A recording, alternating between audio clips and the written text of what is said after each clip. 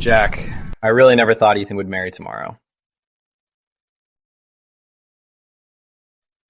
Ethan, Who? who's this cunning woman? Ethan, really not going to fight this? Nothing to fight. Marriage of convenience. Get the license, play along for 5 years. All she'll get is the title of Mrs. Hawthorne. Hawthorne's resources? She can forget it. You're getting married tomorrow. We're going to join the fun.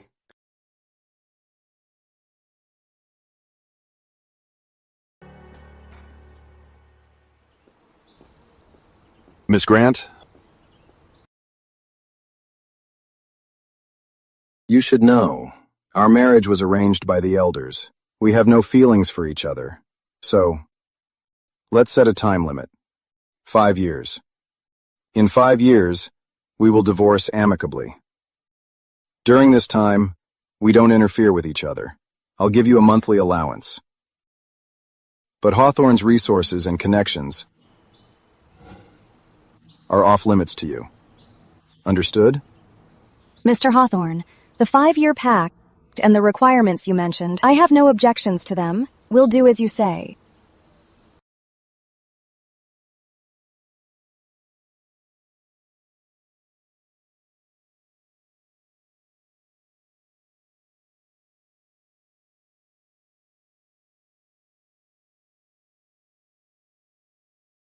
The situation in the war zone is tense. I have to go now. Goodbye, Mr. Hawthorne.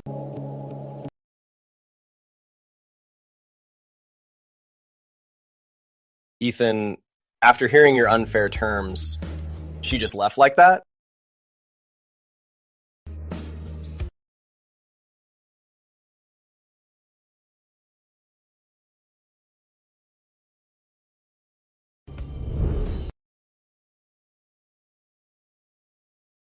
By the way, Ethan, your mysterious wife who disappeared for 2 years, is she coming back? I heard the money you send her every month, she hasn't spent a dime. Maybe it's not enough for her. Wow.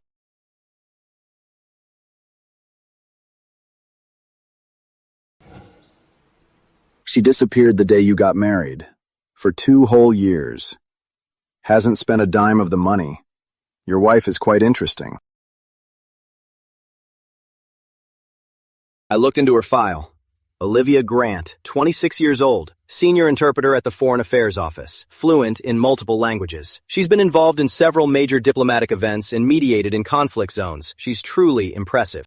At least she's not just a pretty face. She's way more than that! I heard the Foreign Affairs Office recently issued an internal memo to commend those during an emergency evacuation for their outstanding performance. And Olivia was on that list.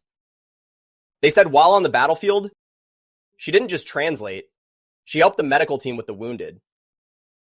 She refused to leave until the last citizens were evacuated.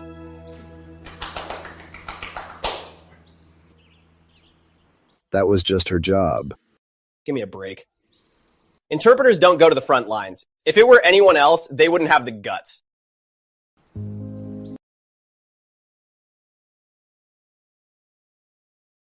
Agreeing to the marriage, maybe she really did it just to fulfill the elders' wishes.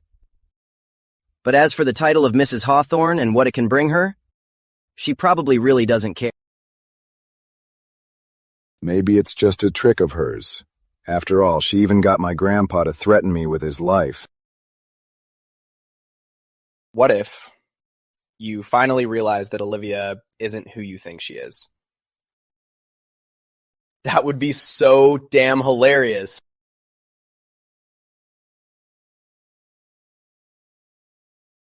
She's just playing hard to get.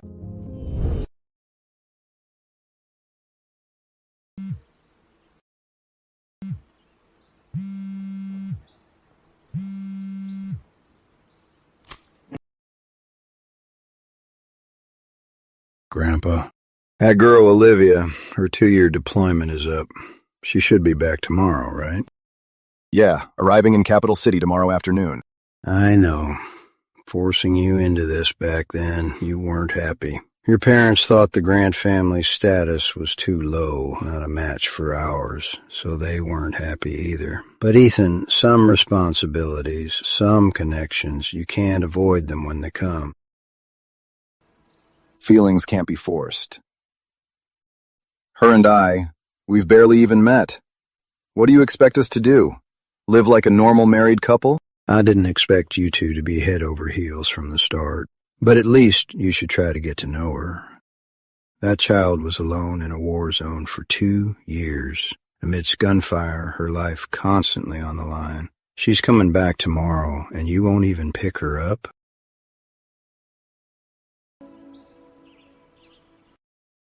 All right, tomorrow. I'll pick her up at the airport. That's more like it. Bring her back. We'll host a family dinner tomorrow night so everyone can meet your wife. Yeah. Is your grandpa under this girl's spell or something? First he forces you to marry her, then he wants you to bond. He's dead set on having this woman tame you. All right, guys. My mysterious wife. You won't be able to meet her for now. I have to take her back to the Hawthorne family first, so my relatives can have a good look. Wow, the Hawthorne family is tough to handle. Maybe she doesn't even need the Hawthorne family's approval. Who knows? Maybe she really treats this marriage as a contract.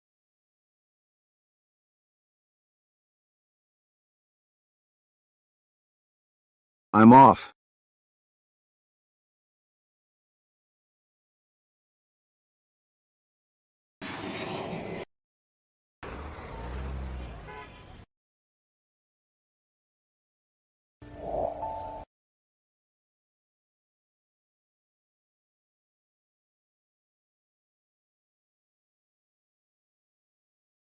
Mr. Hawthorne, you're here. Grandpa asked me to pick you up. Sorry for the trouble. Just drop me off at the Foreign Service residence. Grandpa said, there's a family dinner today. A family dinner? Yes. He said he wants to officially introduce you to the Hawthorne family. Okay. This was my second time meeting Olivia. She made no pleasantries, nor was she reserved. It seemed her world had always been separated from me and the Hawthorne family by a clear boundary. It seemed she never intended to cross that line.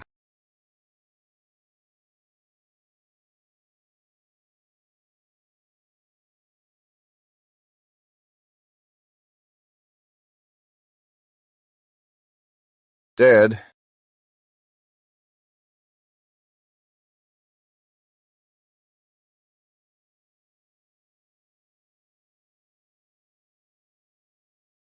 Is everyone here?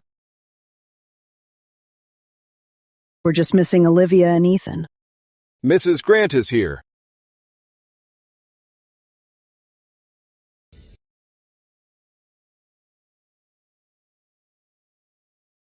Sorry, there was some traffic. I'm late. Ah, my dear. Come, have a seat. Olivia, the food isn't served yet. Come sit here with me.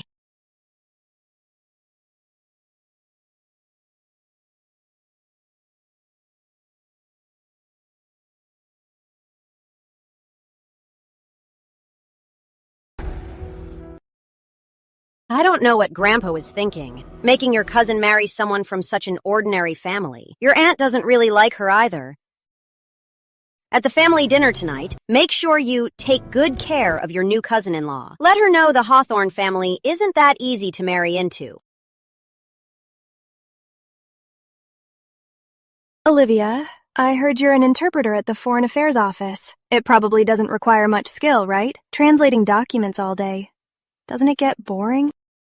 It's not just translating documents. I'm also responsible for coordination work. The Foreign Affairs Office is a great place. Great job security.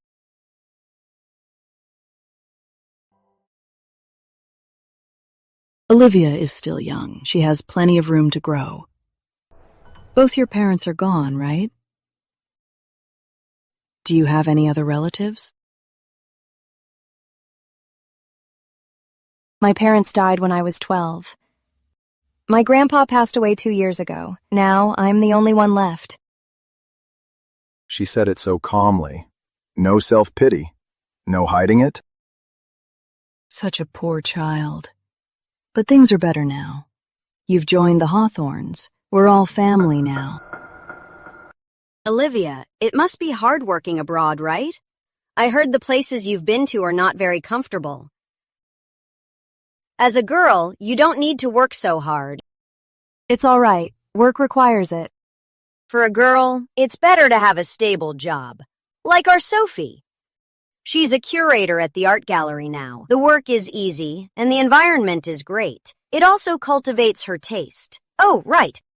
Sophie, does the gallery have any new exhibitions now? Yes, a French Impressionism exhibition next week. I borrowed a few authentic Monet paintings from Paris. Olivia, don't think Uncle Robert is lecturing you. As Mrs. Hawthorne, you should improve your artistic taste. Stop translating boring documents all day. Go to Sophie's gallery next week and attend the exhibition. Uncle, I'm quite busy with work lately. I won't have time next week, but thank you for the kind offer. Aren't you just translating documents at the Foreign Affairs Office? What's making you so busy?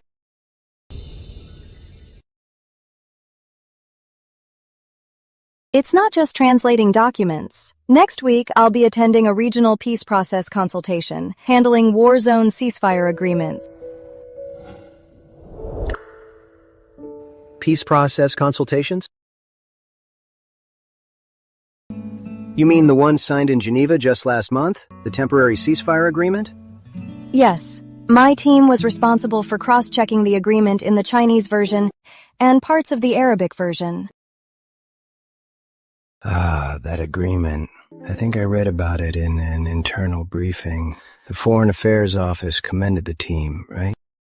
Yes, the team's work was recognized. She said the team. She didn't mention herself. Why did the mood suddenly change? What ceasefire agreement? What, Geneva? Isn't that stuff just on the news and really far away? So, Olivia, is your work really dangerous? Do you often go to war-torn countries? Yes, I go when the job requires it. But compared to the civilians there and the dangers they face every day, our working conditions are already much better. What kind of comparison is that? Maybe my interpreter wife is more interesting than I thought. And braver. When Olivia helped with the evacuation in Libra, she barely slept for 3 days and nights. Once the last group was safely evacuated, she fell asleep on an airport chair. There were pictures. I saw the news back then, and not just in Libra.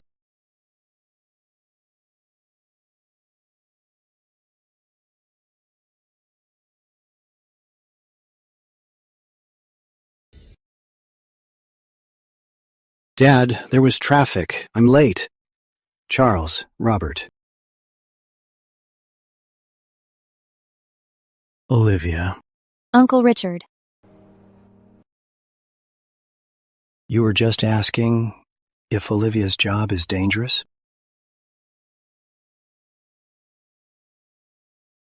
I was on a mission in Syria last year and happened to run into Olivia. To save some trapped Eastland workers, she went alone, single-handedly, negotiating with local armed groups. They were holding heavy machine guns, this big, but Olivia was all alone. She walked over holding nothing but a national flag. About 20 minutes later, she brought them out. Do you think that's dangerous? When we married 2 years ago, I even told her, the only thing you'll ever get is the title of Mrs. Hawthorne. The Hawthorne family is none of your business. Thinking about it now, it's so ridiculous. Did she think I was foolish? Or narrow-minded? Olivia. Beautifully done. Just doing my job. Olivia reminds me of my old comrades. She cares about the big picture and shoulders her responsibilities. Having a daughter-in-law like her is a true blessing to our family. All right, let's go in and eat.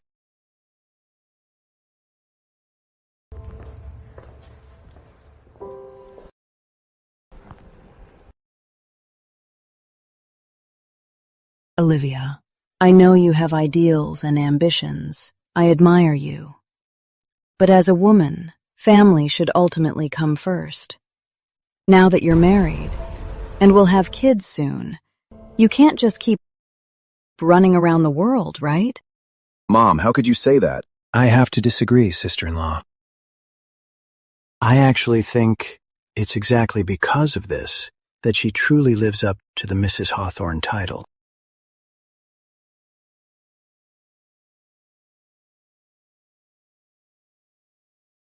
Only later did I realize, in her world there's no Mrs. Hawthorne, no high society, and no 5-year pact.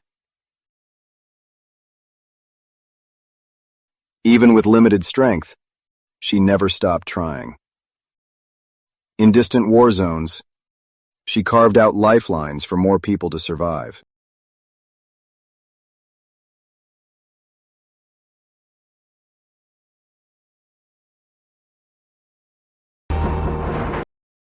Miss Grant, we have a situation. The North checkpoint half an hour ago was taken by the Freedom Brigade. They took a 4-person UN observer team hostage. There are 3 foreigners and 1 Eastland interpreter.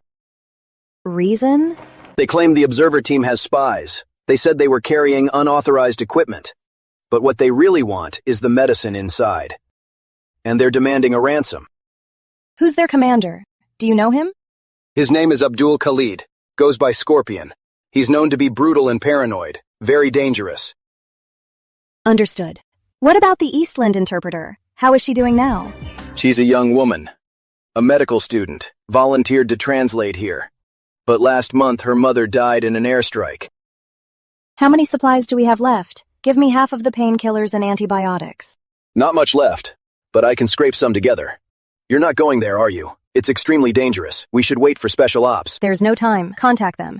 Tell them Eastland personnel requests a talk. Got it.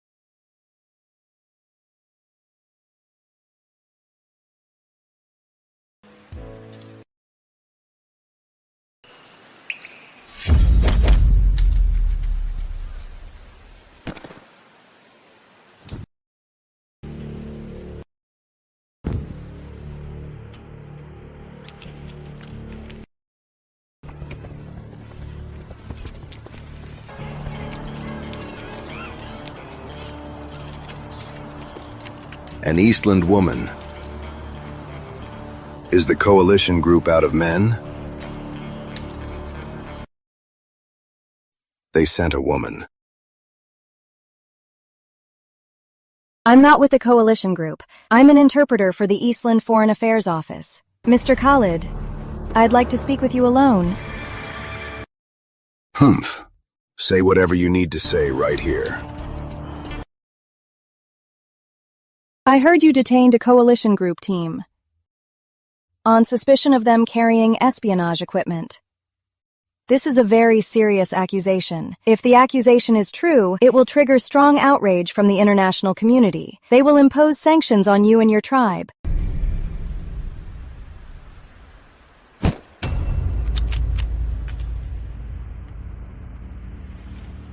I believe you have already figured out they are not spies. Your actions will inevitably affect how the world views you and your tribe. Aren't you currently seeking a rebuilding contract with an Eastland firm?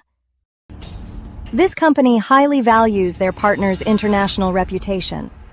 This woman is quite something. She even knows about my private business dealings.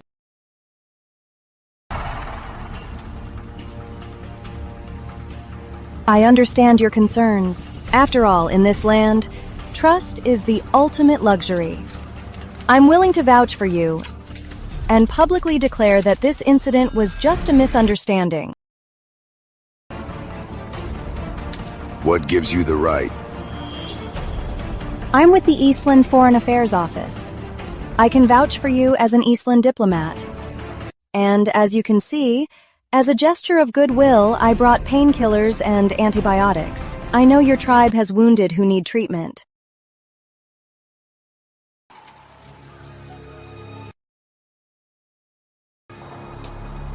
In tomorrow's paper, I want to see the front page, I expect. Otherwise, I will find you. I wouldn't risk my own life.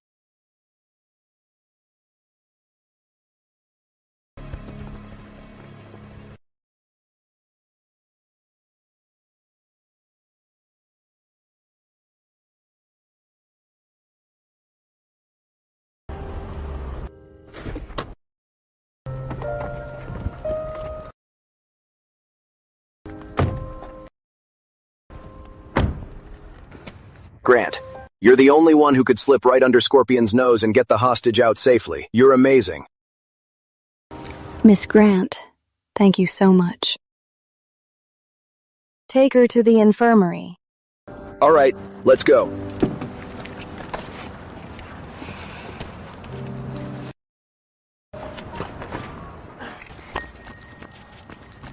Olivia, here's some candy. Thank you. Olivia, are we learning new characters today? We are. Let's go.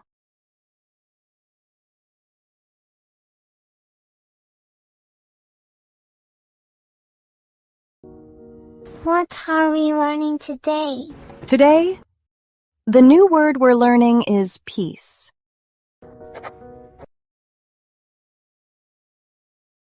Peace means there are no wars. Living safely. It's the life we hope for. What is a war? War destroys people's homes. And it hurts us.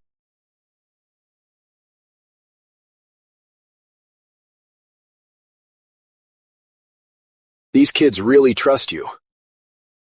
Their parents died in the war. It was you who pulled them out of the rubble of war, giving them a second life.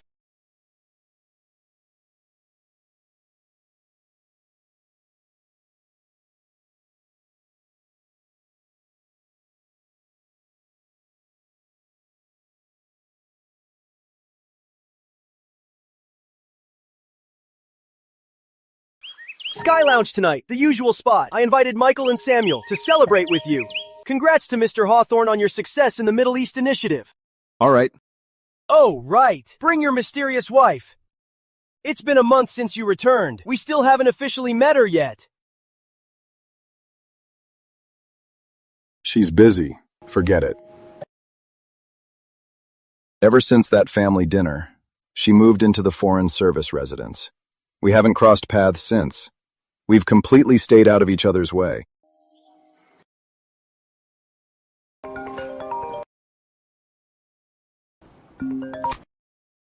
Is something wrong, Grandpa?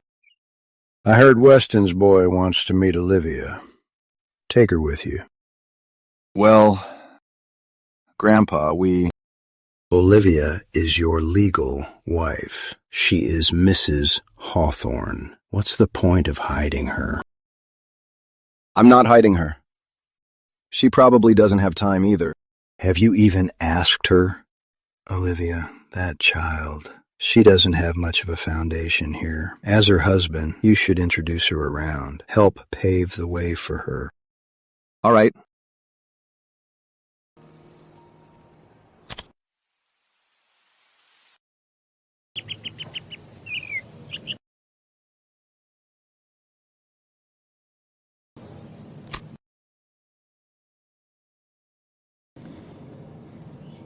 Mr. Hawthorne. Miss Grant. Jason set up a get-together tonight. A few friends want to meet you. Are you free? Sure. Send me the time and place.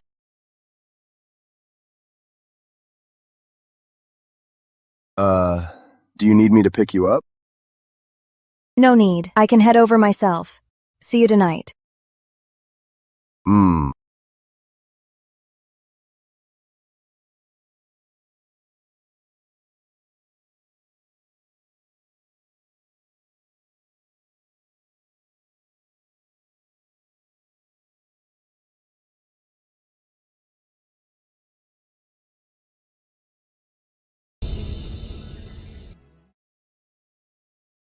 Hey, when she gets here, what do you think she'll wear? A dress?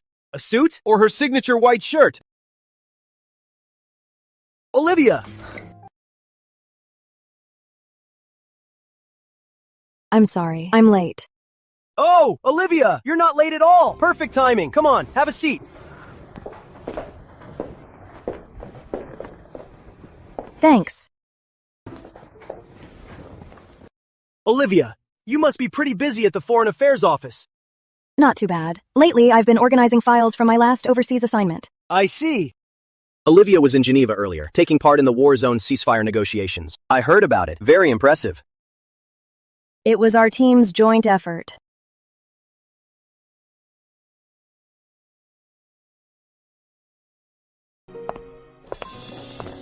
Jason! Why are you guys all here?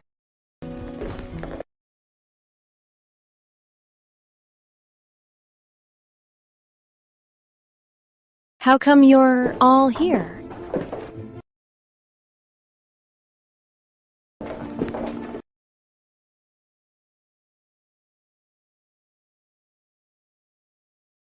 Let me introduce you. This is Ethan's wife. Call her Olivia. Olivia, this is my friend Susan. She's in the art world doing very well for herself. A great talent. I didn't expect Mrs. Hawthorne to be so plain.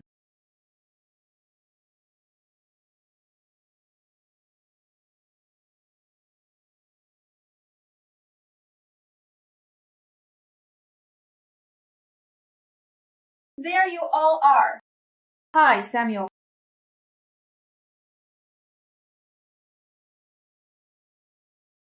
Hey.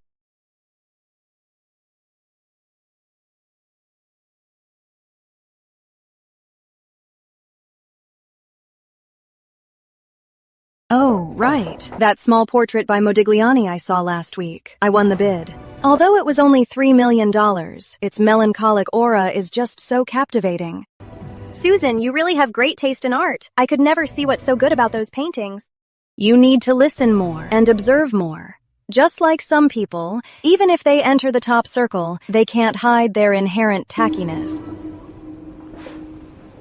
That painting by Modigliani, The Lady with a Black Tie, is truly a classic. If you like his work, Miss Bell, you could look into the series of portraits he painted for Tierney in 1917. During that period, his style began to mature, becoming more restrained and profound.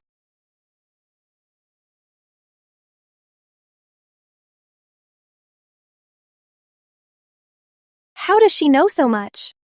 Modigliani's works from that period are all with Ambassador Dubois. Who could even see them?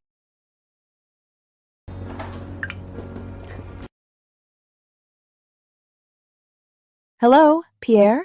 It's me, Olivia Grant. Grant, what a surprise to get a call from you. Are you in Capital City? Yes, I have a favor to ask. I have a friend who really likes Modigliani's works. I remember some of his pieces are with you, right? Modigliani's works from his peak are all here with me. If you need, I can send my collection for your friend to see right away.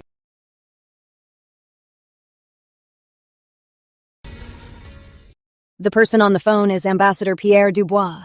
Last year, my dad tried pulling strings to invite him to dinner. He spent 3 months on it, but it didn't work. Yet this plainly dressed woman, whom I mocked for being tacky, makes one phone call and he treats her like an old friend. Okay, next month, at the Franco-British Cultural Forum, when I come to Paris, I'll buy you coffee. Definitely. Make sure you let me know beforehand. Okay, thanks for the help. Talk to you later. In the past, I might have thought Olivia was showing off, but now, this is her real power. I love it. If she needed more leverage, I wouldn't mind stepping in myself. Pierre Dubois is an expert on Modigliani. He agreed to show you the painting. Later, I'll send you his address. Hey, Olivia, you know Pierre? Yeah, we've worked together a few times. Well then, thank you, Miss Grant. Oh, right, Jason. My friend is next door. I'll head over there.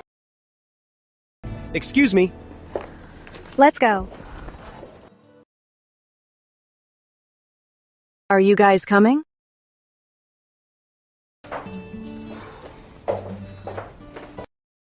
Hey, Olivia, I'm so sorry about that. Don't worry about it. It's getting late. I should head out too. I need to prepare for my morning meeting tomorrow. I'll take you home. No need. I already called a car. Then I'll walk you to the elevator. Okay. See you. Bye.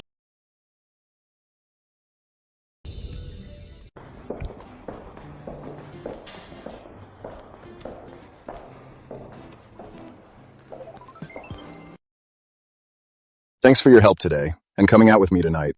It's fine. My pleasure. Don't drink too much. You don't look so good. She actually cared about me. This is the first time.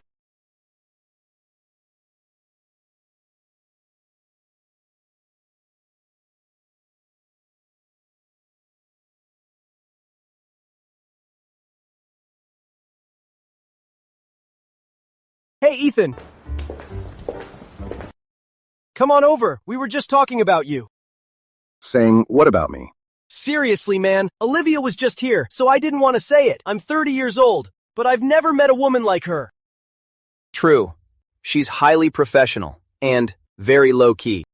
The main thing is, she doesn't seem to care what we think of her. Hey, let's toast to Olivia. Come on. Let's drink to that. Cheers.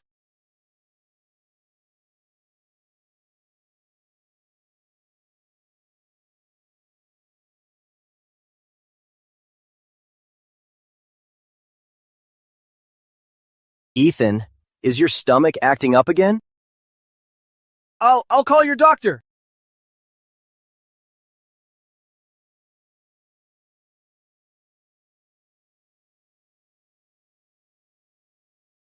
I left my phone here. What's wrong? Olivia, his stomach is acting up. He's in a lot of pain. Sit up straight, relax.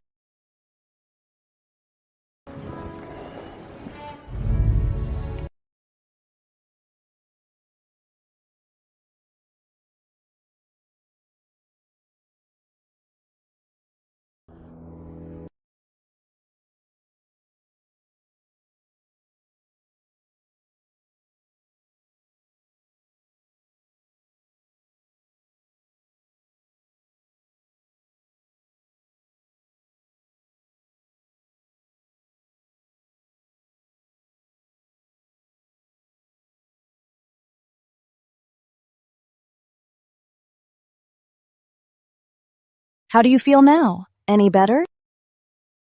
I think it's a bit better.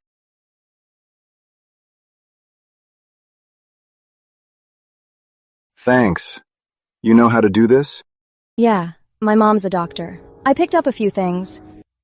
Don't drink with stomach issues, especially on an empty stomach. Yeah. Let me take you home. No need. My car is downstairs. What I just did only eases the pain. If it still hurts, you should go to the hospital. Avoid irritating foods. Okay.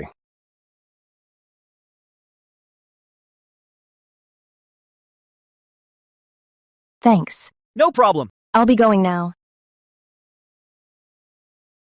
Take care. Okay. Seriously, in all my 30 years, I've never met a woman like her. That professional technique, her precision with the pressure points, without 8 or 10 years of practice, you couldn't pull that off. I mean it, Ethan. If you're still holding on to that 5-year pact idea, you're going to regret it, definitely. Samuel is right. Maybe I was already starting to regret it back then. Regretting that I never truly tried to understand her and easily pushed her away with that 5-year pact.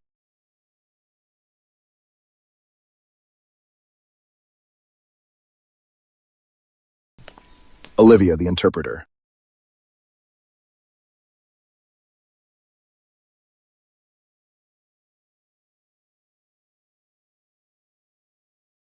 I'd like to buy you dinner. For yesterday. I should formally thank you. There's a good Hunan restaurant nearby. Mr. Hawthorne, I need to return the equipment by 7:50. We can only eat nearby. Mr. Hawthorne, if you don't mind, there's a food court in the mall nearby. I don't mind.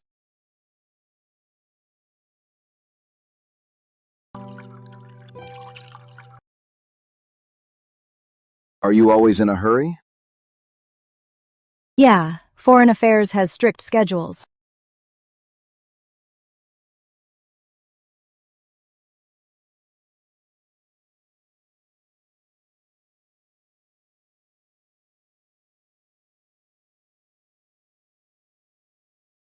Your wrist. Old injury, it's nothing. Did you get it while working abroad? Mr. Hawthorne, you seem very interested in my work. I just feel that diplomacy is more complicated than I thought. Anything you dive deep into, you'll find its underlying complexity. Just like when you negotiate, it always involves local social structures, religious customs, and environmental impact. Actually, our worlds are quite close.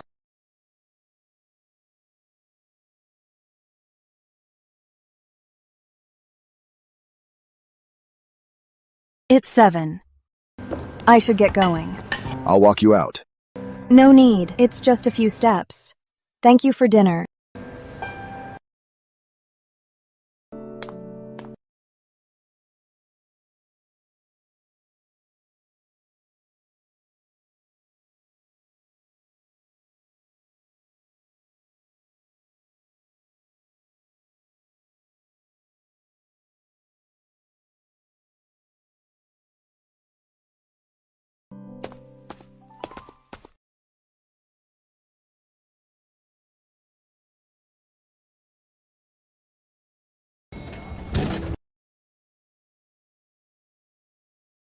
You left this. Thank you. Your wrist injury. Is it really okay? It's fine. It just gets numb sometimes. I'm used to it.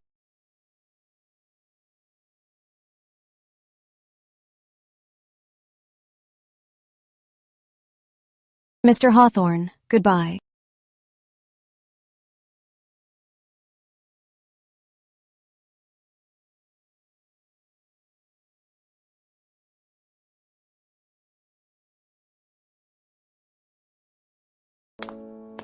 Mr. Hawthorne, all of Olivia Grant's background info. Family background, educational history, and work experience. All the public records we could find and background details are all right here. Mrs. Hawthorne's record is very clean and quite unique. She was born into a diplomatic family. Her father, Edward Grant, was a senior diplomat. At the age of 38, he died protecting citizens abroad. Her mother, Clara Grant, was a military peacekeeping doctor. At the age of 36, she died protecting children in a war zone.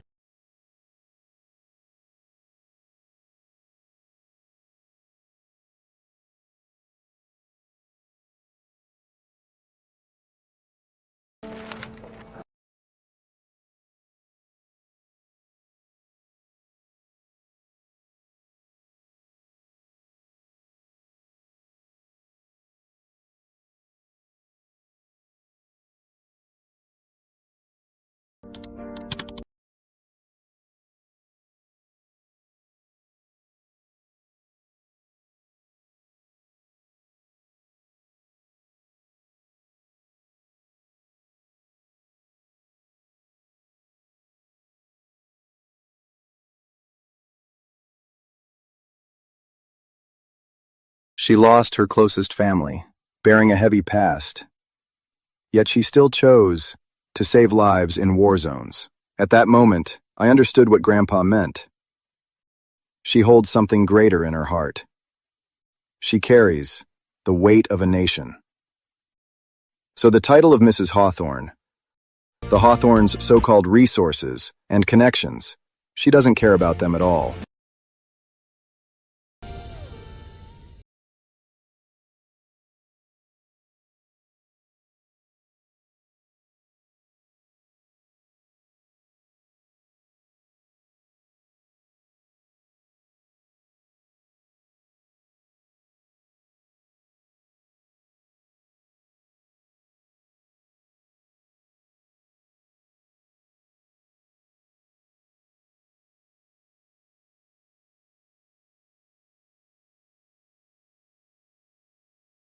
Vivian, you're really back.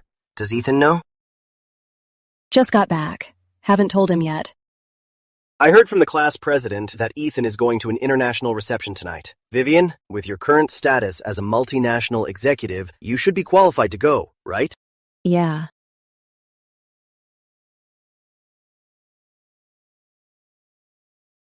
Miss Lane, do you know what it takes to be a Hawthorne daughter-in-law? Mrs. Hawthorne, Ethan and I truly love each other. Miss Lane, being a Hawthorne daughter-in-law takes much more than just love. You must manage the family's charity fund and socialize with all kinds of people, and these skills are cultivated from childhood, requiring a strong family background. You also need an innate sense of grace. I can help you. I can send you abroad to the best universities. You are still young. You should pursue broader horizons instead of being trapped in an unblessed relationship. No need. I can work hard on my own. Why don't you open it and see?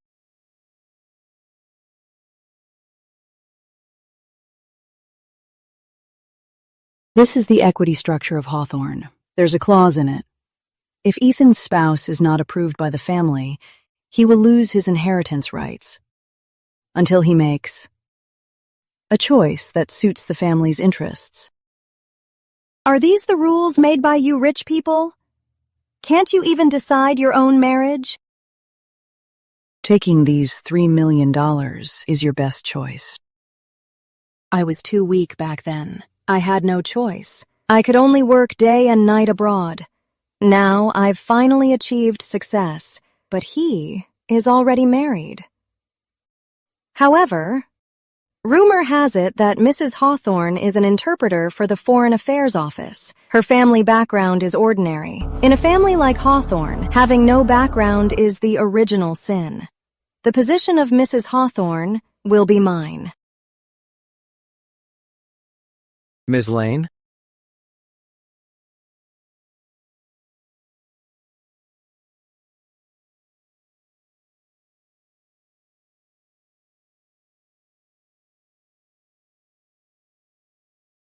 This invitation is for the Foreign Affairs Office and Embassy of Eastland's Joint Trade and Economic Forum closing reception. It also requires a +1.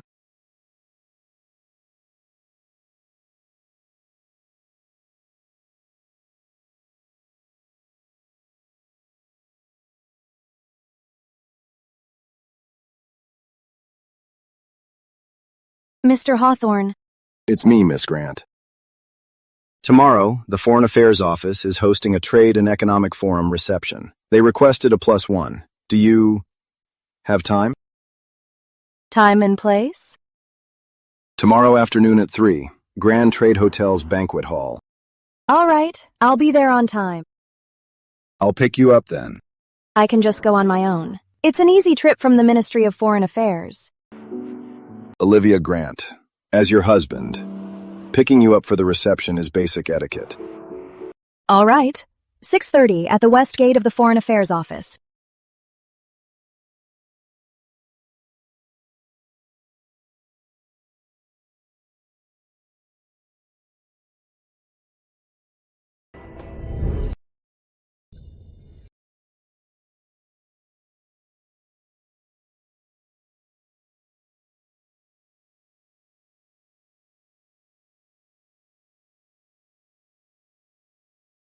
Olivia, this outfit looks great on you today. Very elegant.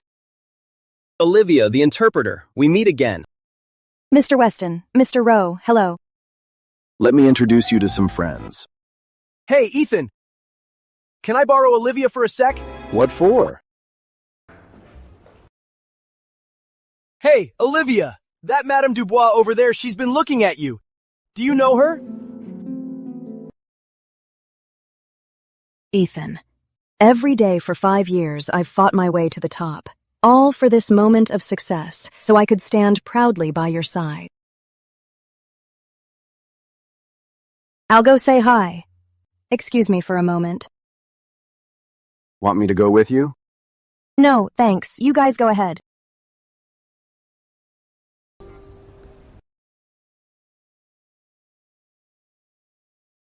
What do we do now? Olivia, I really didn't expect to run into you here today. These past 2 years, I've missed you so much. I've missed you too, madame. Miss Lane, please excuse us. I want to talk to my old friend in private. How have you been these past 2 years? Everything's good. How is Yale? He's doing great. He keeps saying how much he wants to see you. Whoa! I can't believe Olivia knows Madame Dubois. Looks like they're pretty close too. I guess we really underestimated her. He keeps saying he wants to see you. You're our family's savior. Oh, your husband is here. I'll leave you two alone. Olivia, I'll find you later. Okay.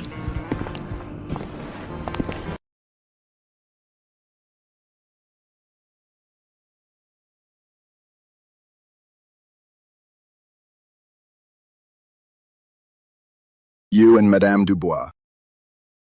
4 years ago in Beirut, her grandson's school was bombed. I was there too. He was badly injured. Glad he made it. Did you go through this often? In the war zone, airstrikes were a daily thing.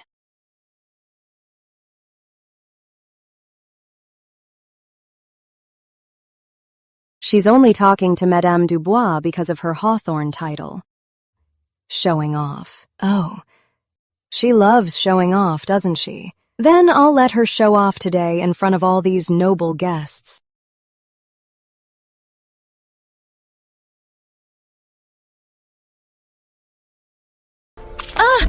I'm so sorry. I just twisted my ankle. Emily, you. It's fine. I'll go clean this up. I'll be right back. Don't worry.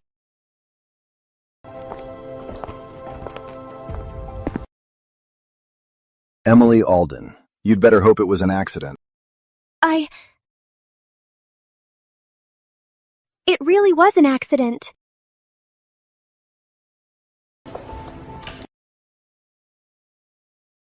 It's me. Cancel all partnerships with the Aldens. Wait, why, Mr. Hawthorne? I really didn't do it on purpose. Please don't. People need to take responsibility for their mistakes. Look at Ethan fiercely defending his wife. Where did Vivian run off to? She told me Ethan really hates his new wife. If I just spilled wine on her and humiliated her in public, Vivian promised to get me more projects with Hawthorne. But now, Ethan is clearly very protective of his wife. Are you okay?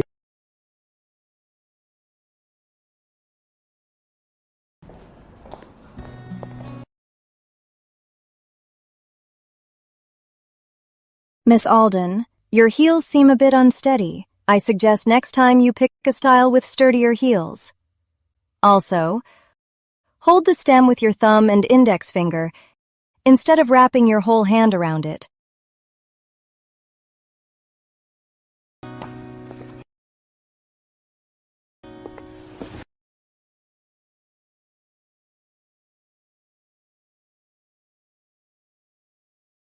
She obviously did it on purpose just now. Are you really not mad? Actually, because of her, I lost a dress and the dry cleaning fee. But emotional fluctuations will affect my judgment. Staying calm is the only way to avoid a faux pas here. Did you see that? That's a next-level takedown. Emily's little tricks in front of Olivia are just like child's play.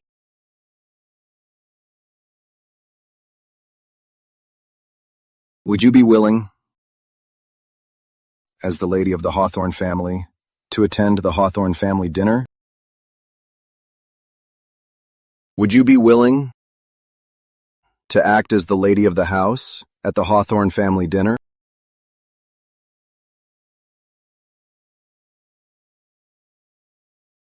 The day after tomorrow, Hawthorne Corporation is holding its 30th anniversary celebration. Mother wants you to organize and host it as the lady of the house. Are you available? Yes, I am.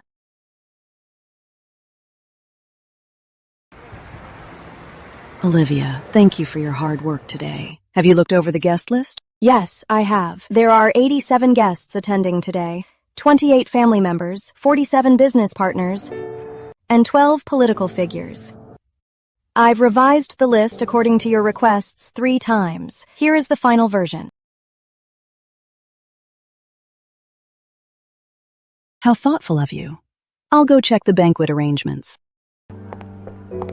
Aunt Hawthorne!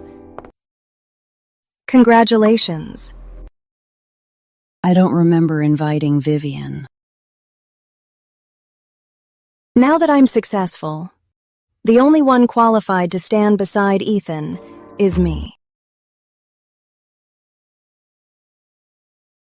Vivian, you're here. Please, come in.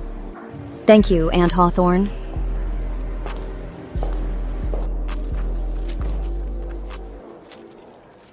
Some guests have gout or seafood allergies. I've noted them all down. Please arrange accordingly. The daughter-in-law I once thought wasn't good enough for our family is actually so outstanding. This is how the eldest Hawthorne daughter-in-law should be. Dad, I told you before, the granddaughter-in-law you chose is truly wonderful.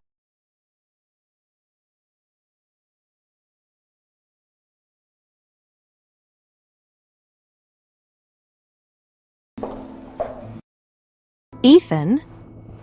Can I have a quick word with you in private? About what happened back then. About what happened back then.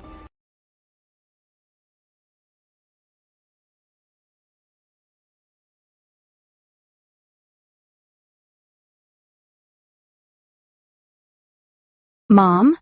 Is Grandpa's herbal soup ready to serve? If we keep heating it, I'm afraid it might lose its effect. All right, let's serve it now. Ethan, Uncle Robert is looking for you. He said there are some partners who want to meet you in the East Lounge. This is the first time in public. She called me Ethan instead of Mr. Hawthorne. Okay, I'll head over. Excuse me.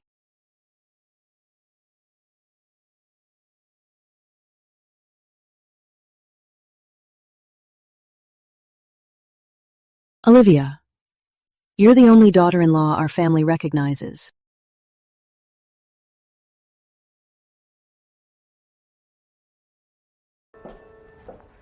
Olivia, the interpreter, you've really worked hard today, running around like that. I heard your marriage to Ethan is just for show, and you'll divorce once the 5-year pact ends.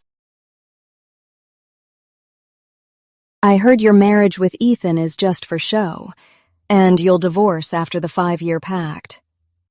So pathetic. Clinging to a man who doesn't love you, and playing the perfect wife here. Do you think this will win the Hawthorne family's approval? Miss, are you that bored? What? Wasting your time prying into others' marriages brings absolutely no benefit to your life. Do you know what Ethan Hawthorne and I are to each other? Miss, I have a banquet to host. Excuse me. The title of Mrs. Hawthorne can only be mine.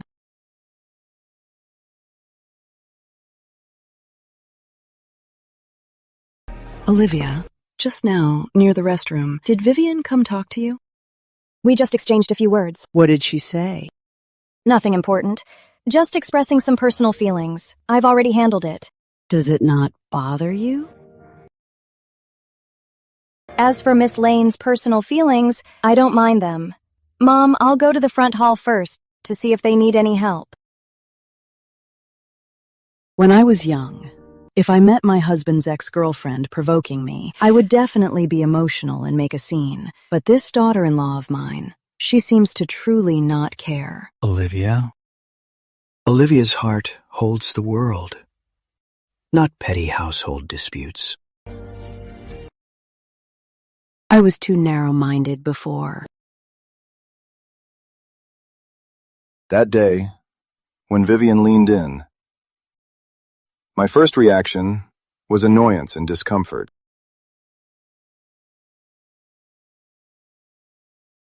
But when Olivia showed up, my agitated heart felt somehow soothed and instantly calmed down.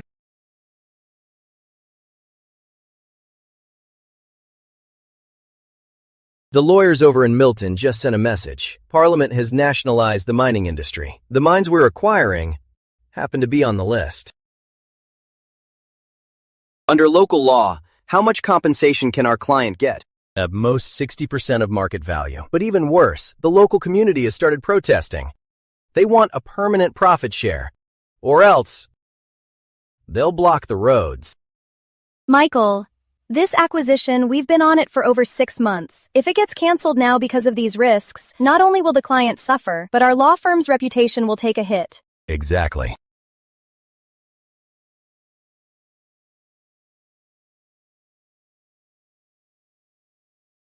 Hey, Ethan, could you send me Olivia's number? What do you need her for? Here's the thing. I've run into a really tough case in South America. I heard Olivia spent some time there and knows the local customs. So I was hoping she could help me out. Sure. I'll send you her contact info. But she's usually pretty busy with work. Respect her boundaries. Don't overwork her. Got it, Ethan. Once I close this case, I'll give a 30% cut to Olivia. Olivia doesn't care about that. If you really want to thank her, just donate the money to peace initiatives. Not a problem. I didn't know you were so supportive of Olivia's work. Number sent. Okay?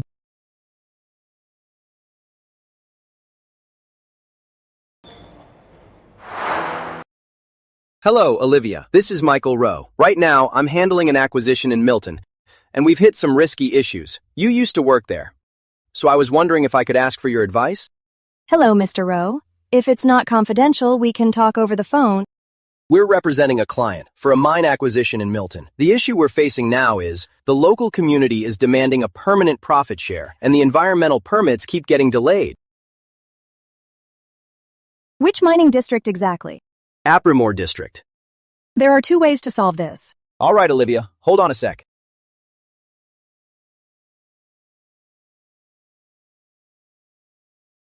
Go ahead, Olivia. First, Start community consultation immediately. Don't look for a local lawyer. Find someone from the local church or NGOs. Second, if you run out of time, change the transaction structure to a staged payment plan. Make getting formal community consent a prerequisite for the first payment. So, find a local nun named Sister Mary. She's done community work there for 30 years. The local elders trust her a lot. You can mention my name. I'll send you her contact info.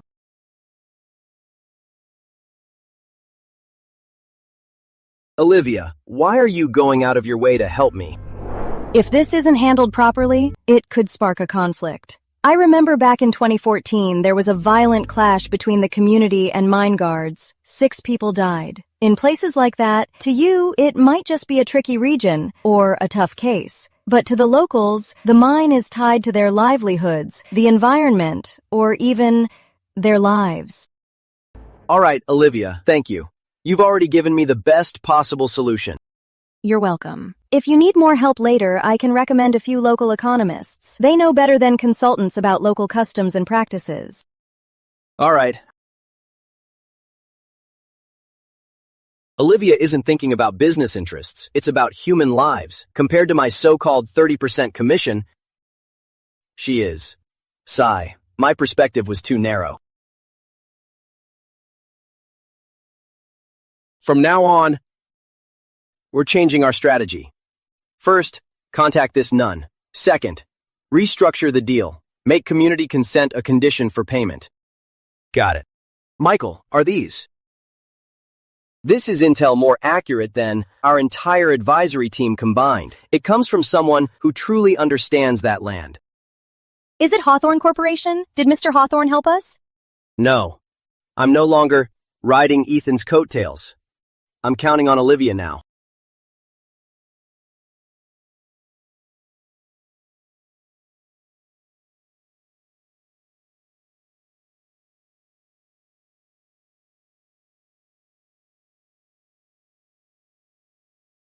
You weren't answering my calls or replying to my texts. I had no choice but to come find you. Vivian, from the moment 5 years ago when you took the money and left, we were completely done.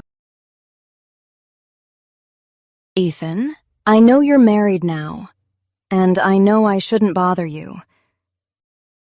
But I really can't take it anymore. For the past 5 years, I've lived every day in regret and pain. Back then, your mom came to see me 3 times. She pressured me every single time. She said if I didn't leave, you'd lose your inheritance. Ethan, I love you so much. How could I possibly let you lose everything for me? That's why I took the money and left. This is the card from back then. The pin is your birthday. No matter how hard it was for me, I never touched even 1 cent of it.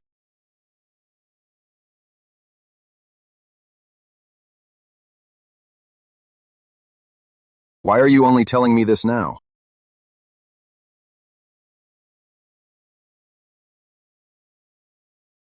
Back then, I was too weak. I had to fight my way up. Only by reaching where I am now am I worthy of standing by your side. So I came back this time, just to tell you the truth, and ask for your forgiveness.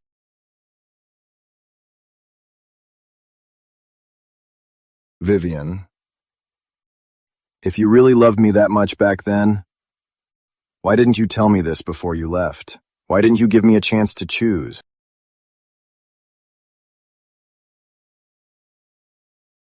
If you had told me that my mother pressured you and threatened my inheritance, I would have told you that I didn't care about any of that. What I cared about was whether you'd face it with me and fight for it together. I was afraid you'd fight with your family over me. I was afraid you'd regret it. Vivian, you never really understood me. If you truly knew me, you would know. What I hate most is others deciding for me. This card, take it back. Whatever happened before is none of my concern. Ethan. All these years, I fought so hard abroad for you, just to be worthy of standing by your side. Are you not moved at all?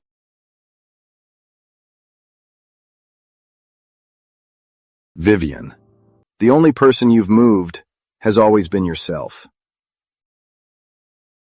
Our relationship is a thing of the past.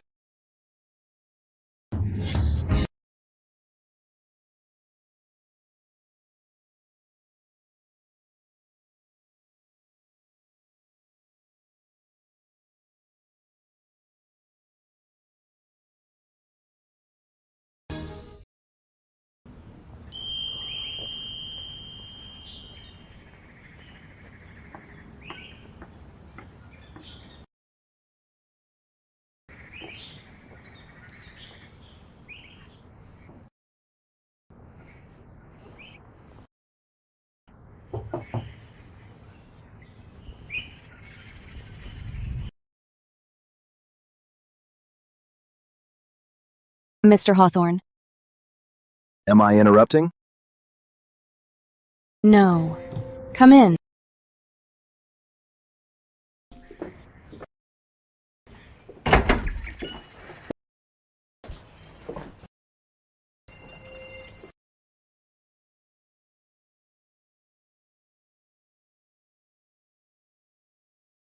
Are you not feeling well? It's an old wrist injury acting up. A painkiller will do. Does this happen often? Yeah. I'm used to it. That phrase again. She seems used to so many things. Used to living alone. Used to dealing with pain alone. Used to bearing everything all by herself. Mr. Hawthorne, your visit today. Is there something you need? I wanted to ask you a question. Go ahead. If someone had to choose between love and career,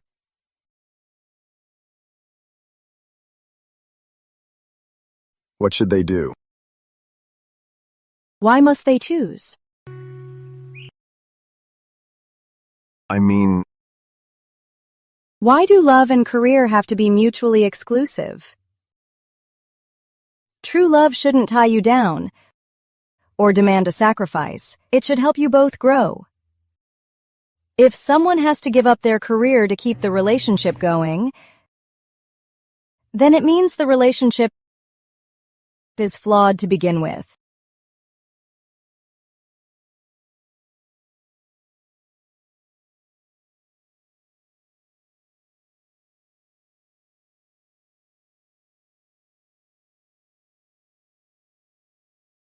A healthy love should make both people better, so both can pursue the lives they want.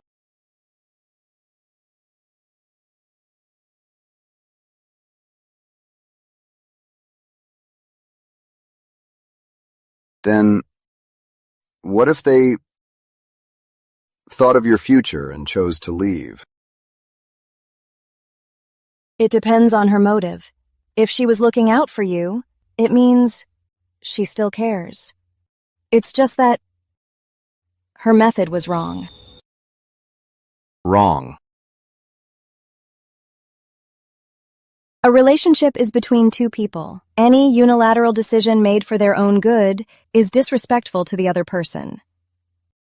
If she gave up because of family pressure or a so-called future, it just means those things were more important to her.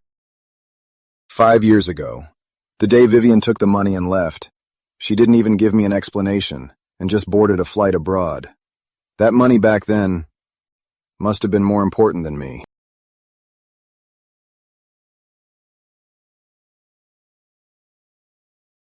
Thank you. The confusion in my mind has been cleared up.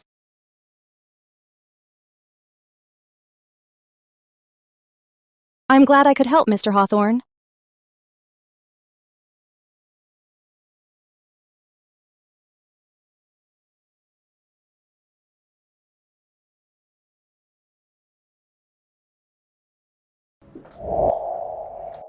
Have some water.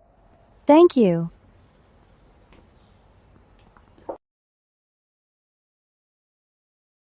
What project are you working on? Child protection in war zones and their education. I've been to these places, so I know them pretty well.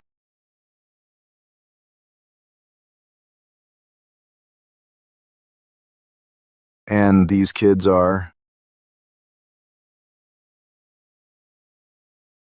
In war zones, their schools are destroyed, teachers are killed, and textbooks are burned. But education can't stop.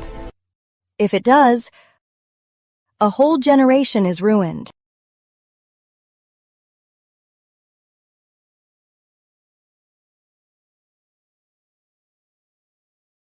How long have you been doing this? It started when I joined the Foreign Affairs Office. The Foreign Affairs Office keeps you busy enough. Well, do you need any help? Resources, funding, or anything like that? I appreciate the offer, Mr. Hawthorne, but this project requires strict independence. We don't accept commercial funding, so as not to compromise our neutrality.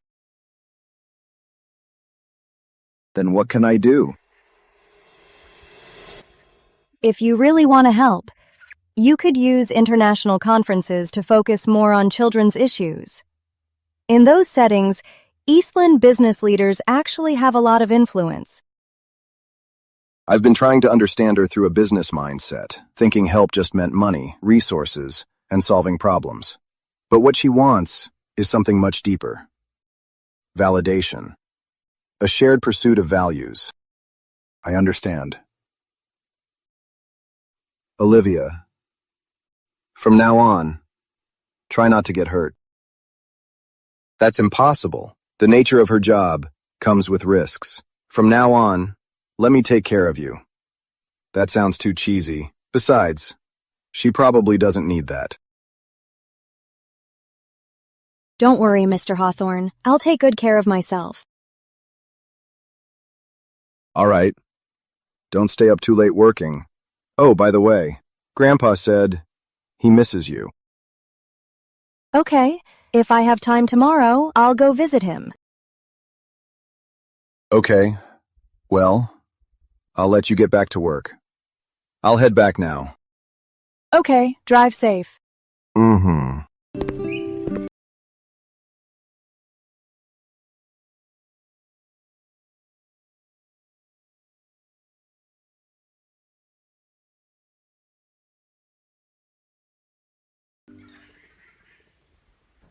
Her world is about saving a child, building a school.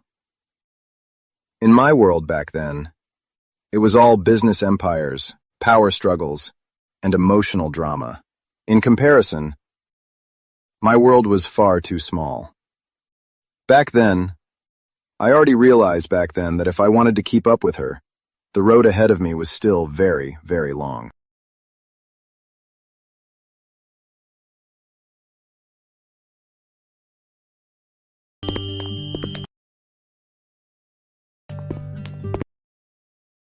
Grandpa. Olivia, you're here. Come here. Let me take a look at you. You've lost weight, haven't you? Were you too busy with work to eat properly? No, I've been eating well lately. Good girl. You're so steady and reliable. But don't work so hard that you ruin your health. Go and check on the dinner your mother-in-law made. See if it's ready.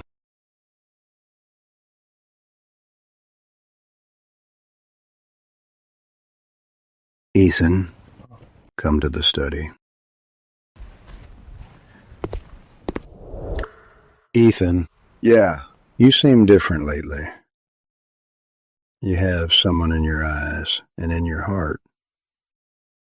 someone you care about. You finally look like a husband who truly cares for his wife. Grandpa, in the past, I was immature. I let you down, and I neglected her. Olivia, that girl is quiet, but she's stubborn.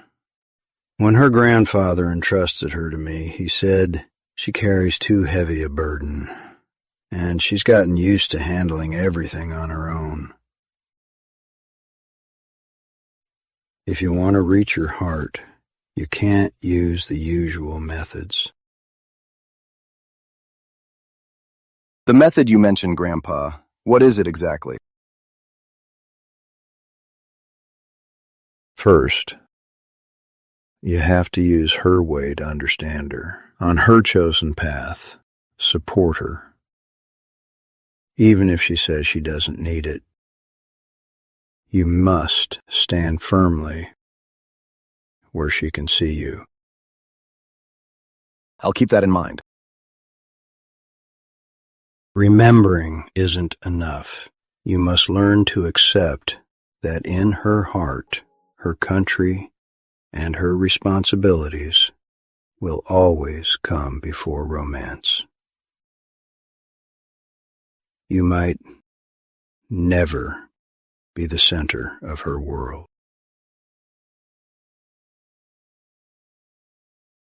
I accept that. I can accept it. Standing at the edge of her world, watching her shine, staying by her side, caring about what she cares about. That's enough. What she wants might not be a lover who'd walk through fire for her, but someone who truly understands her, respects her, and can walk alongside her. Good.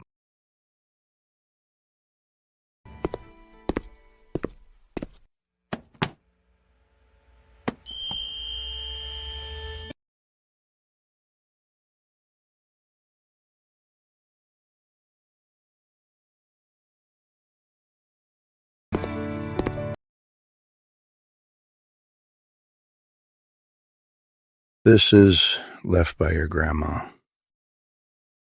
She said it should be given to the true Mrs. Hawthorne. 4 years ago, I didn't bring it out because I felt the time wasn't right and you weren't ready. Now, I think it's time to give it to you.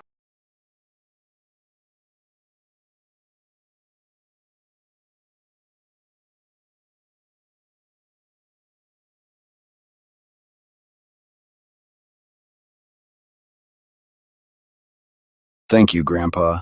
No need to thank me. Go. Give it to Olivia. Okay.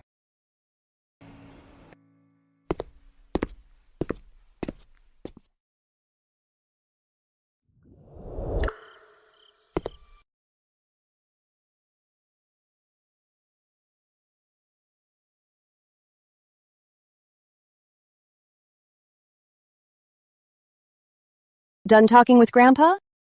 Yeah. Grandma left this. She said it's for her grandson's wife. It's too precious. I can't accept it.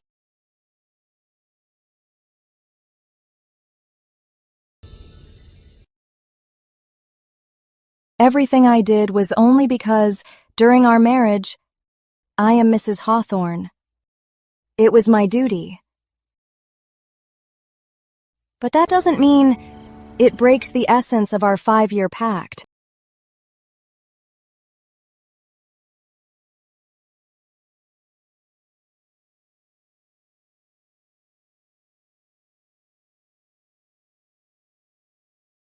Then I'll keep it for you for now. Until you're ready to accept it, then I'll give it to you.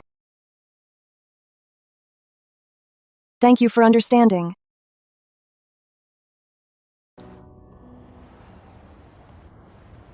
It's not understanding, it's respect. I respect your choice.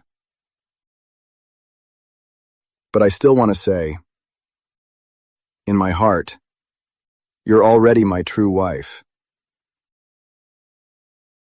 So, I'll treat you well in my own way. Support you.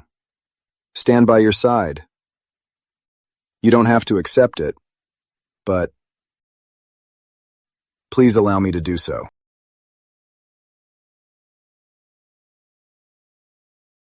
Ethan. I don't need an epic romance. What I need is someone to walk by your side.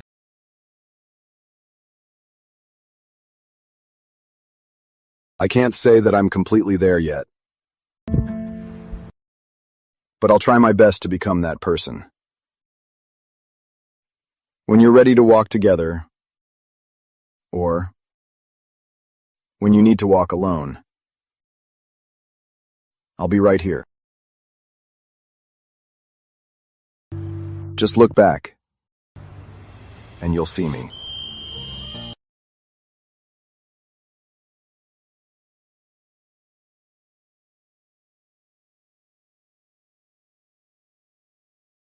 am used to walking alone.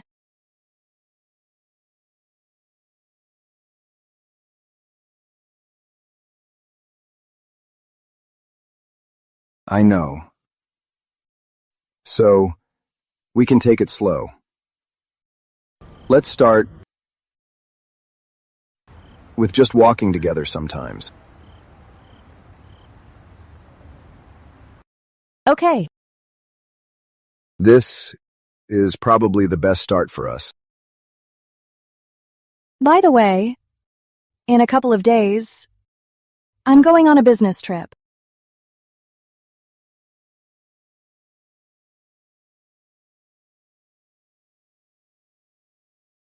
How long? The initial plan is 6 months.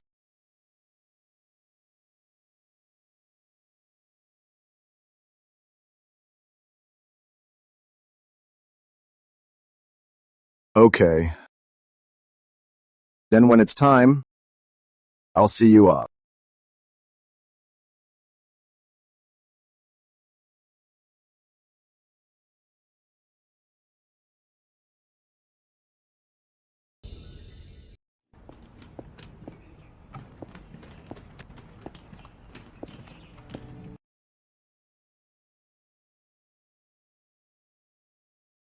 It's rainy there in the spring. Remember to carry an umbrella. Okay, I'll keep that in mind.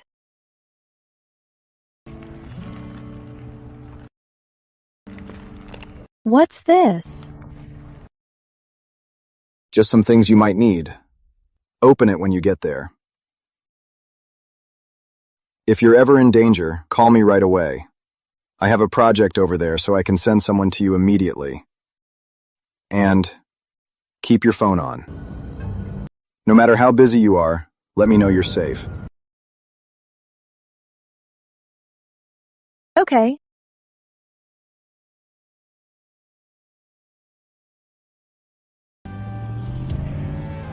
No more endless silence and 2 years of uncertainty. This time, there is a delicate thread between us, connecting us from afar.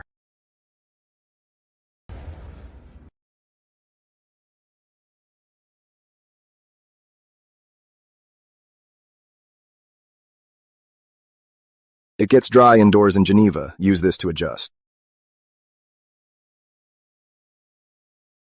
Drink some to warm your stomach when working late.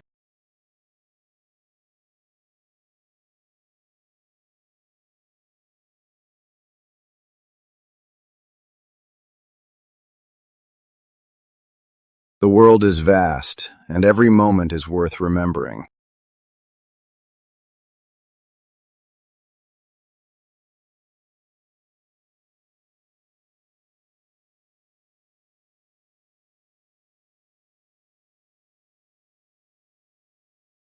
Opened the package. The items are very useful, thank you. Glad they're useful. Remember to read the instructions for the meds.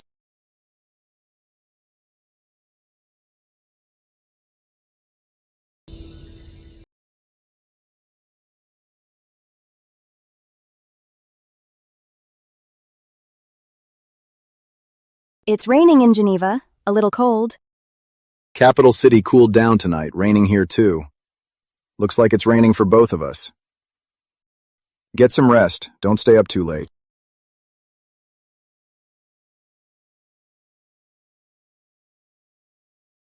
Going to bed now. You do the same.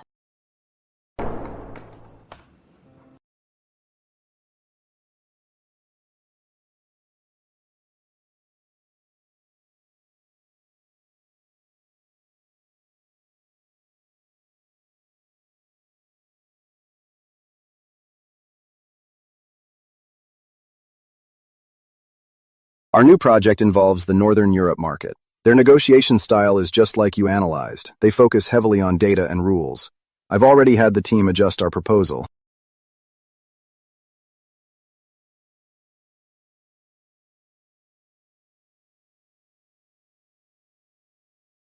Northern Europeans value their work-life balance. Try to avoid talking business after hours.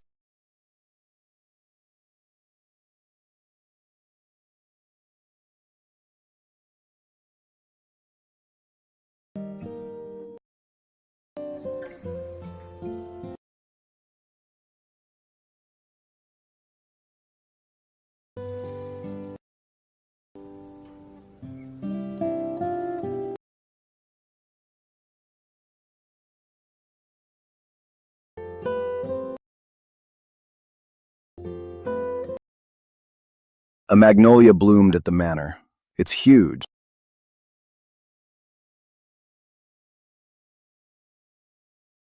It's beautiful. Saw a swan with her babies.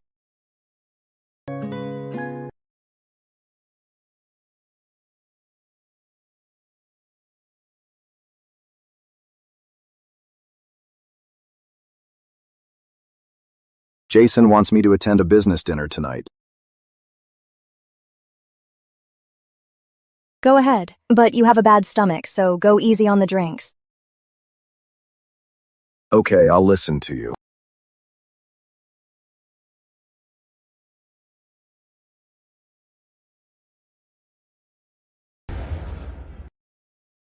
Oh man, I gotta say, Ethan, you're really keeping a low profile these days. I ask you out 10 times and you turn me down 8. What? Has our wild capital prince completely turned over a new leaf? Someone's keeping me in line at home. Gotta behave myself. Ethan, you really fell for her. At the last party, Chairman Warner asked me, who exactly is Mrs. Hawthorne? How did she get our Mr. Hawthorne to be so tame? She doesn't need to tame anyone. I do it willingly. That's good. Olivia deserves it. Mr. Hawthorne, I heard you're starting up some global relief fund? That's really not your style. It's in the works. It mainly focuses on education and healthcare for kids in war zones. What made you want to do this? My wife worked in war zones before. She's seen too many kids without medicine. Now that I know about it, I can't just turn a blind eye.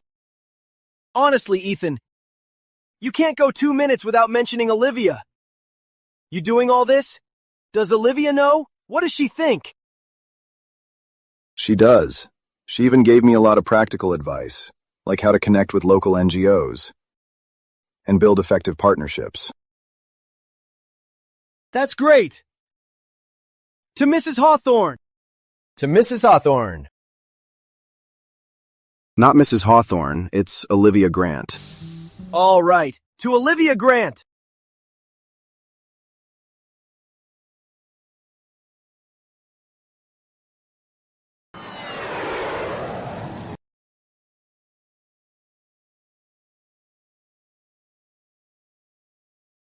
How was the trip? It went well. Have you been waiting long? No, I just got here myself. You've lost weight. Was work too tiring? No, it went pretty smoothly. Just the final process was a bit complicated. Oh, right. The Warzone Children's Organization told me that the Global Children's Organization you founded has already helped over 7,000 kids return to school and rebuild their homes. Thank you, Ethan. I told you before I'd try my best to keep up with you. It's not about trying to please you, because I think it's also a very meaningful and valuable thing to do. This is also a very meaningful and valuable thing to do. Want to go home and rest first, or grab a bite? Let's get dinner. Anything simple is fine.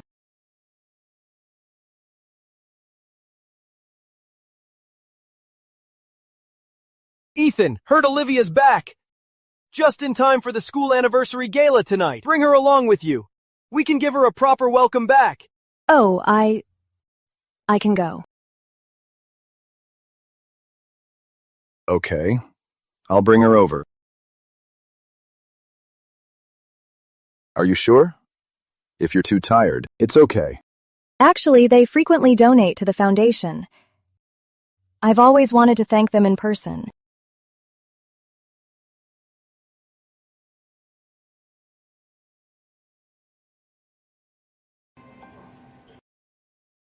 You found such an amazing wife. I propose that tonight, we definitely need to drink up.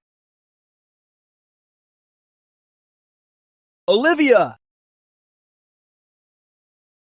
Welcome back, Olivia.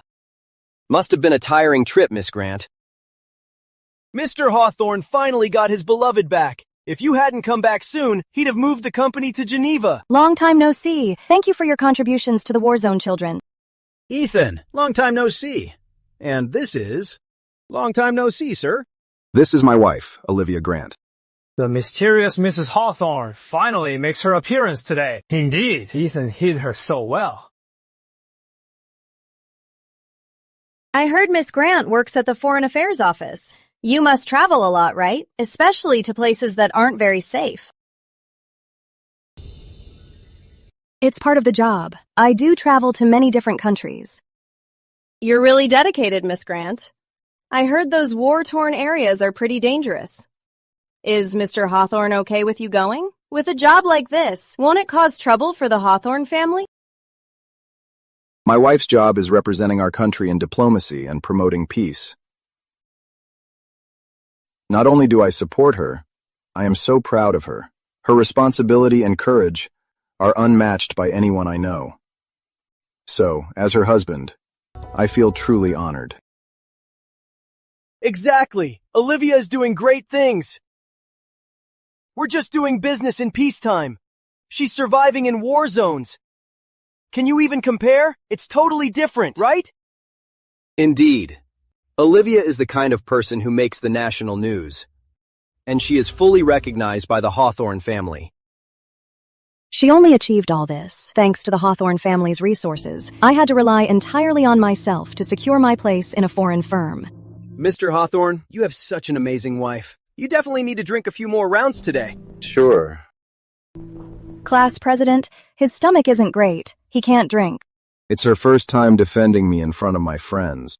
Oh, right. My bad. I totally forgot. Let's stick to tea today. Sit down, have some tea. In a bit, a few more classmates will be here.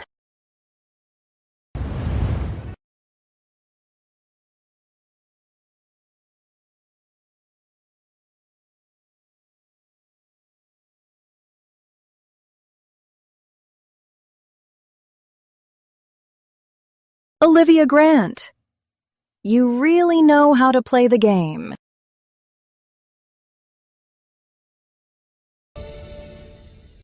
Don't think Ethan defends you in public because he actually loves you. All he's protecting is the Hawthorne family's reputation.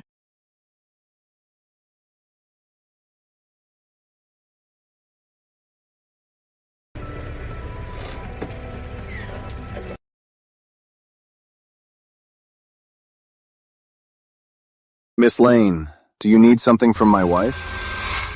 Ethan, can't you see it? She doesn't care about you at all. If she actually cared, seeing me provoke her like this, she'd be breaking down right now. She definitely would have picked a fight.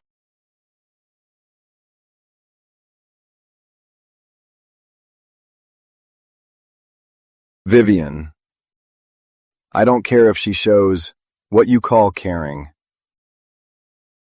Me caring for her is enough.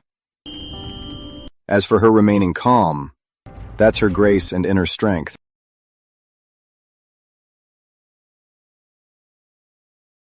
And I will never allow anyone to upset her in any way.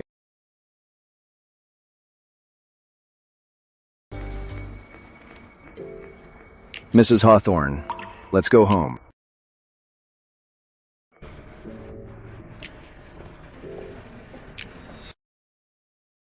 I really tried. If my background isn't good enough, I work hard to improve myself. But when I finally reached the top, he was already taken. Olivia Grant. Miss Lane? Can we talk? Just for a few minutes. Sure. I admit defeat. I totally give up. Miss Lane, I don't really think there is any winning or losing between us. Is that so? But the way I see it, this was a war between us. I did everything I could to improve myself. Arranged all those encounters, thinking if I embarrassed you, it would make him waver. Now I see, all my little tricks were just a joke to you. Miss Lane, do you have a dream? What? What? I thought you were a senior executive. Do you have an even bigger goal? It's not easy to become the regional president. I thought if I became an executive, I could stand by Ethan's side. Maybe it's better to find a backer. Pinning your life on someone else is just a house of cards in the end. You're very talented. You're amazing. You can rely on yourself and carve out a much better independent path. You can go even higher and further than them. Olivia, now I finally understand why they all like you. Can I reach out to you in the future? It won't be about Ethan. Just when I need someone to talk to. Of course, if I have the time. Miss Lane, I have things to do. I'll get going now.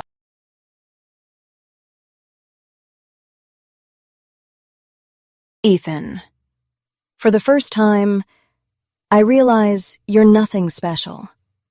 Goodbye. I wish you the best.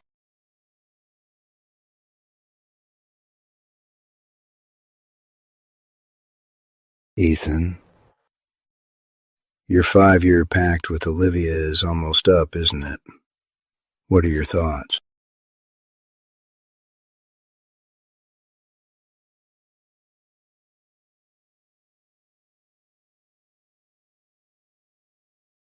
Grandpa, I want to break the pact. It seems my decision back then wasn't wrong. But, Ethan, there's something I never told you. What is it? Actually, Grandpa Dean and my first choice for the pact wasn't you. It wasn't me? Right. It was Alex, your uncle.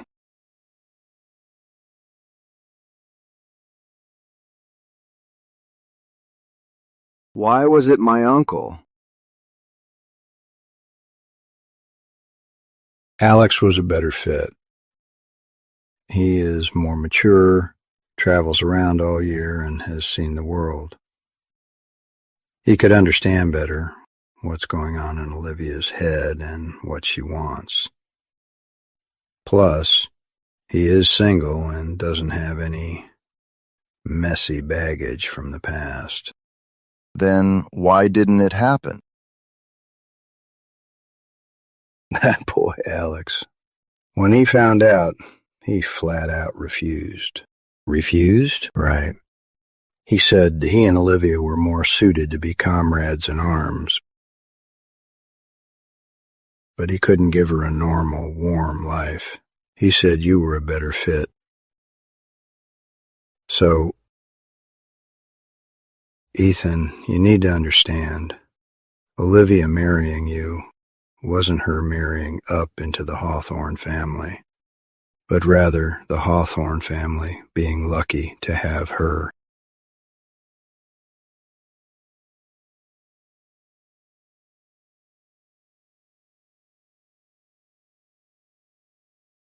Some opportunities look like restraints, but they are actually gifts.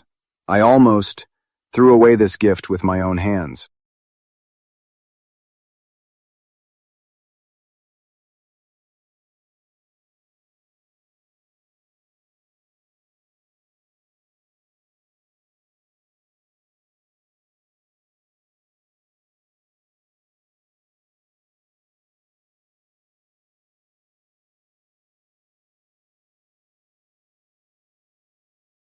Olivia Grant.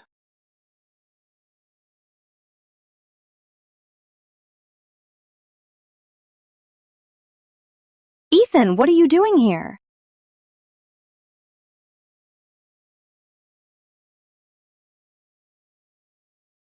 Olivia.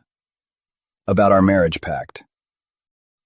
Back when your grandpa and mine worked out the details, did you know about it? Yes, I did. I knew. She actually knew, and she said it in such a careless tone. So you knew all along my uncle was the first choice.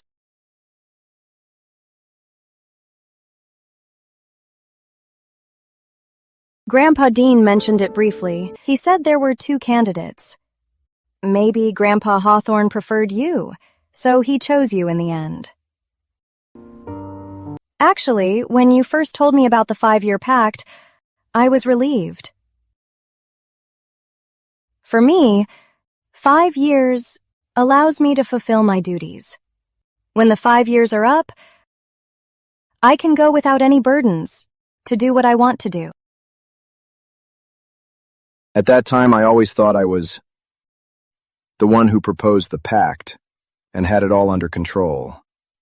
But then I realized those 5 years were just her silent countdown of enduring and fulfilling her duties. By the way, my transfer orders just came through. I'll be leaving in a couple of days. Where to? For how long? 2 years. To the Middle East.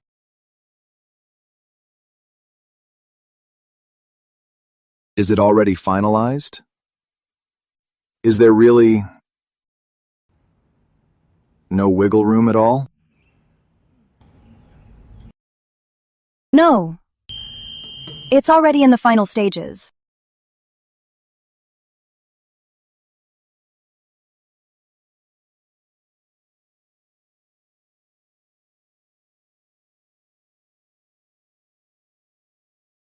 Okay.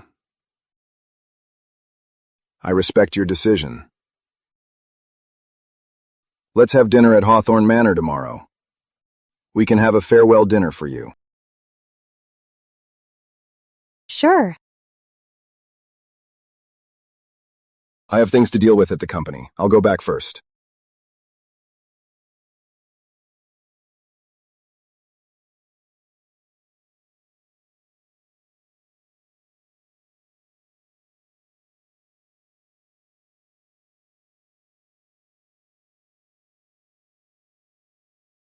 Ethan, I understand how you feel, but I don't want my own personal pursuits to trap you in this marriage. Maybe you deserve a better future.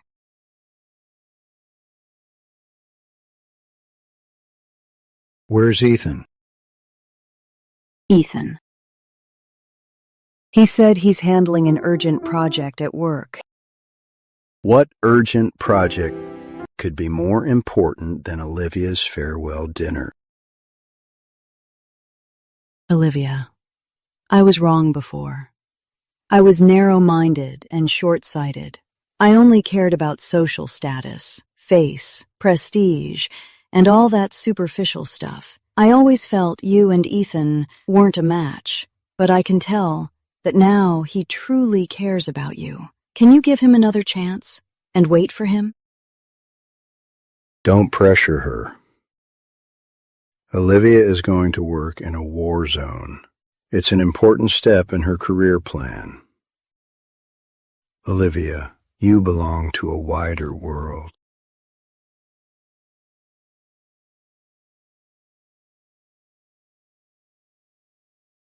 Olivia, no matter where you go or what you do, please stay safe. The Hawthorne family will always be your strongest support. Thank you, Grandpa. Olivia, you have to stay safe. I will miss you. Sophie, you're a beautiful and capable modern woman now. You can hold your own. Don't be sad. Olivia, at first, Mike, Jason, and I all thought you were too quiet. With your family background, you weren't really one of us. We thought you were a social climber. So back then, the way we saw you was pretty biased. We were even waiting to see you fail. So back then, the way we looked at you was a bit biased. We even waited for you to fail. But over the years, Olivia, the way you carry yourself and treat others has completely changed us.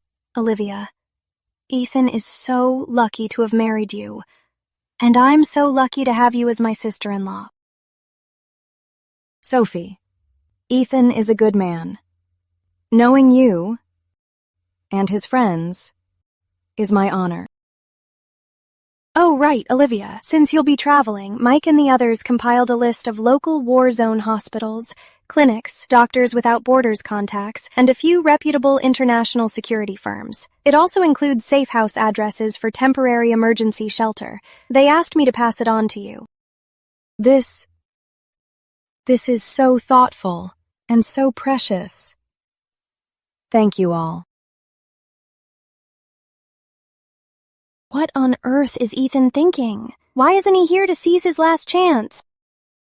Olivia, some feelings and some hurdles cannot be overcome by others. You can't rush them. You need to give him time and space to figure it out. You can't rush it. All right. Let Olivia get some rest. Don't want her missing tomorrow's flight.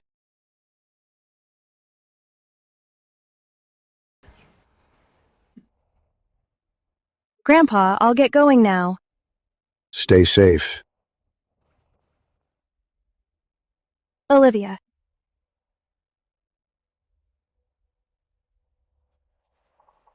Olivia. Stay safe. See you there. Okay. Goodbye.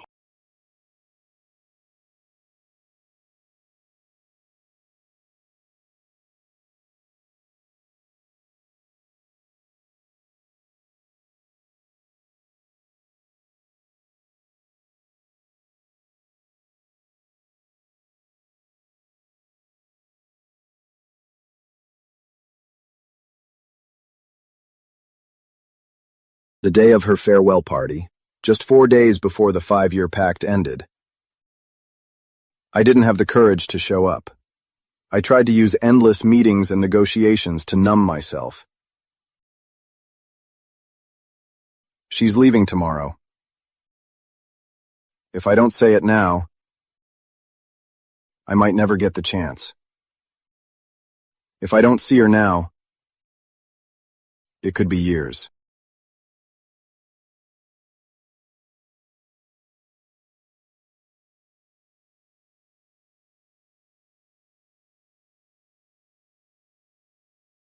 It's me. Yeah? What's going on? I'm outside your dorm. There's something I want to tell you in person.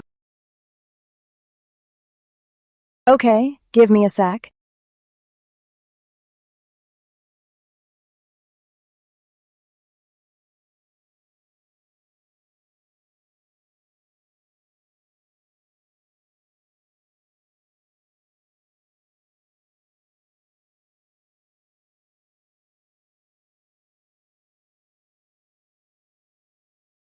You're here so late. Did something happen to Grandpa? No. Grandpa is fine.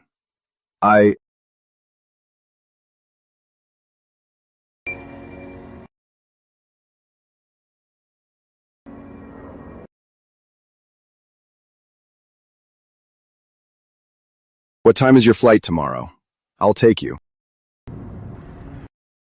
Don't trouble yourself. The department arranged a car for me.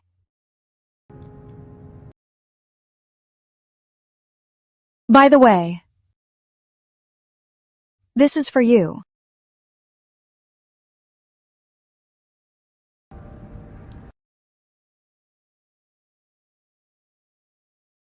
I told you I'm taking back the 5-year pact.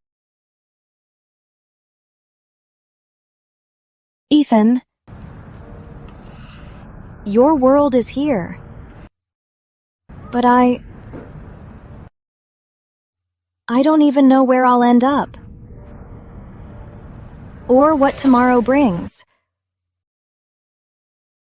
I don't want to make you bear the worries you shouldn't have to bear. And the waiting. I'm not afraid of waiting, and... Ethan, thank you for your respect over the past 5 years. It allowed me to fulfill my promise to Grandpa and Grandpa Dean. And it also gave me a very meaningful period of my life. But time's up. We should both return to where we started. It's for the best.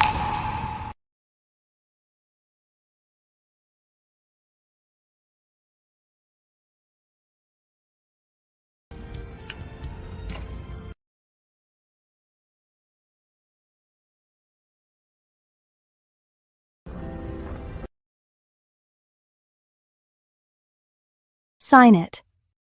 The embassy can handle it once I get there. Or I can hire a lawyer. It won't be much trouble for you.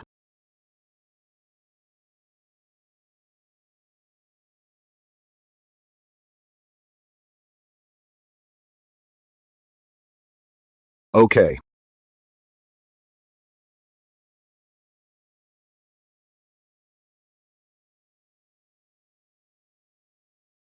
It seems everything is back to where it started.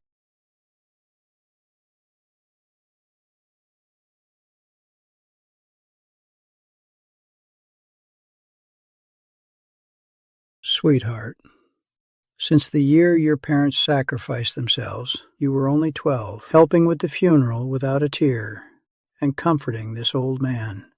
I just knew you carry too much in your heart, and you're too strong for your own good.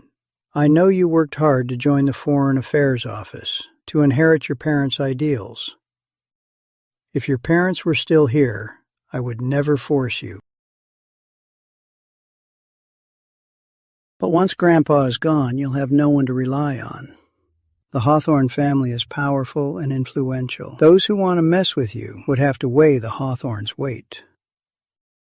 This is what Grandpa could think of before your wings are fully grown, to find for you the strongest suit of armor. Sigh. Grandpa knows marrying into the Hawthorne family is a compromise for you, but my heart just can't let it go. Child.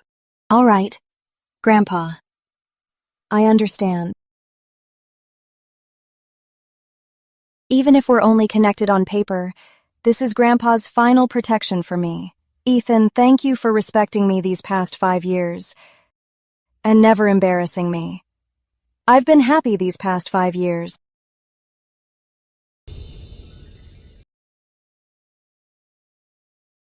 We should go back to where we started. It's better this way. Voluntarily.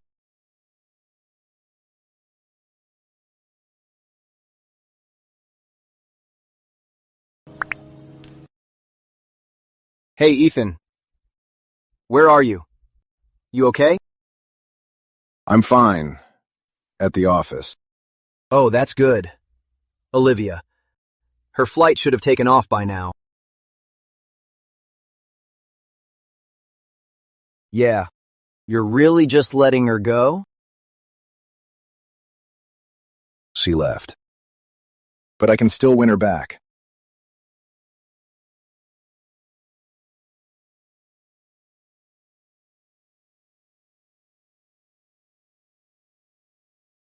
Olivia Grant!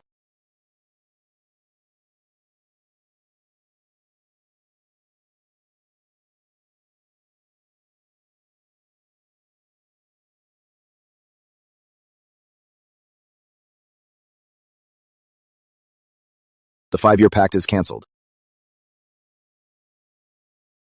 What I want is a lifetime.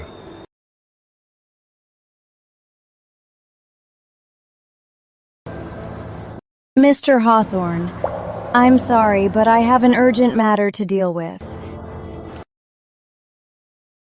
Olivia, I don't want you to stop or change your direction.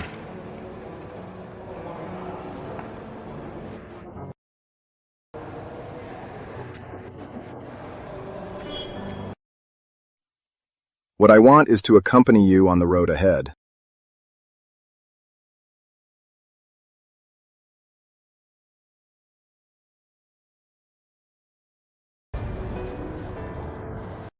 Mr. Hawthorne, do you know what accompanying me means? It's not in big cities like Capital City or Geneva. Your circle and your career will be completely disrupted. You'll have to endure the pain of long separations, and maybe even wait for bad news.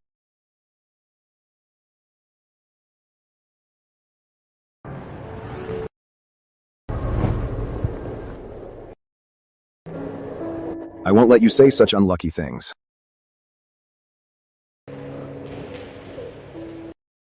But it's the truth.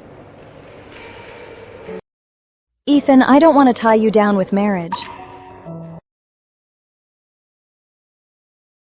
You should have a normal family, steady companionship, and maybe even kids.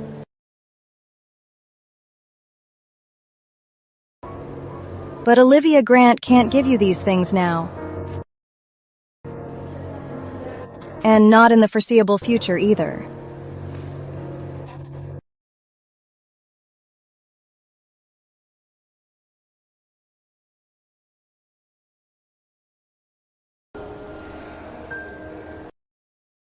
Olivia, what do you think constitutes as a normal life? A 9-to-5 job, getting married, having kids, and being surrounded by grandchildren.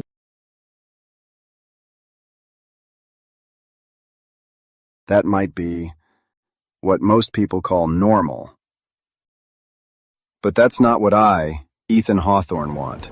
What I want is to be the first one there. Whenever you need help, right by your side. But? No buts. Olivia, you can reject my feelings. You can end our legal marriage.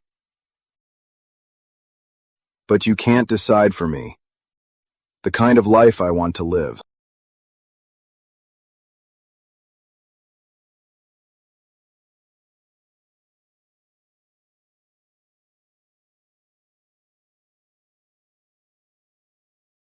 I respect your decision, your plans for the future, and your wish not to be a burden to anyone. So, the divorce agreement. I've already signed it.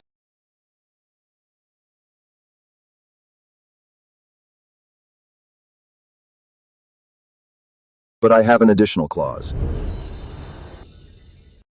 Additional terms? Not legal terms. It's a gentleman's agreement.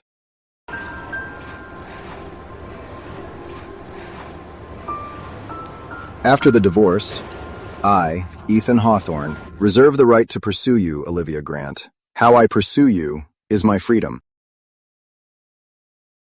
This? What kind of additional terms are these?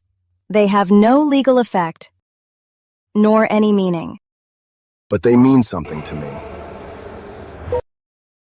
Even though we have legally ended our marriage, in my heart, you will always be my wife. Unless one day you truly fall completely in love with someone else.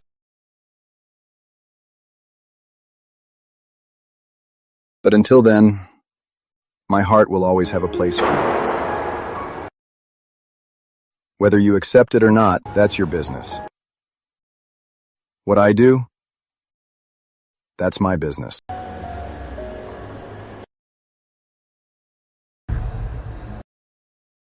Suit yourself.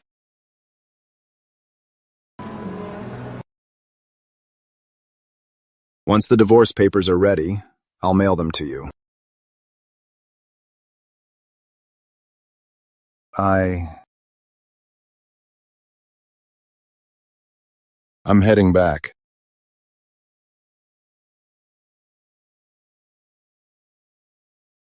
Thank you.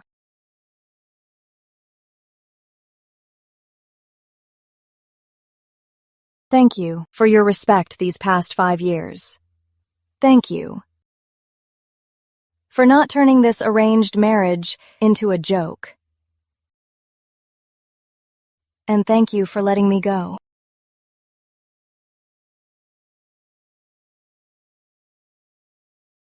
Call me if you need anything. Anytime.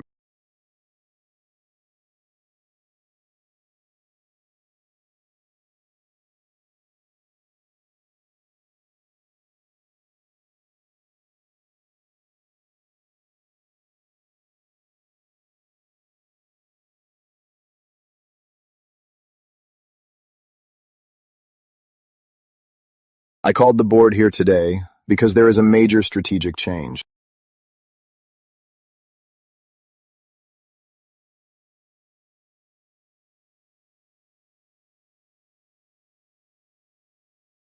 Why is this the original plan?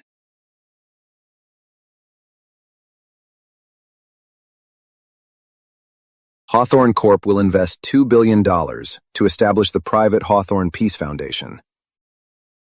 Furthermore, every year, Hawthorne will allocate 20% of its profits into this foundation for long-term operations. Moreover, I will personally add $1 billion and also serve as the chairman. Ethan, the idea for this foundation is good. The $2 billion initial fund is something we can all handle, but the group's annual 20% profit, that's tens of billions of dollars. Spending so much on charity, isn't that investment a bit too large? He's right, Mr. Hawthorne. 20% is way too high. How about 2% or maybe 3%? I hear your suggestions. But this proposal is something I've considered deeply. It's not an impulse, nor is it for personal reasons. I believe this is Hawthorne's during this rapid growth phase social responsibility to bear. At the same time, it's also for future business layouts, an immeasurable long-term value investment. This proposal will be implemented starting immediately. How could this happen?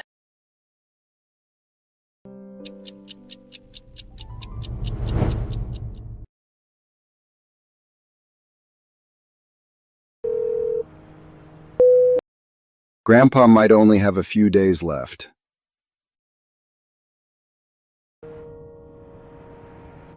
He keeps asking for you. If it's possible. I'll take the earliest flight back.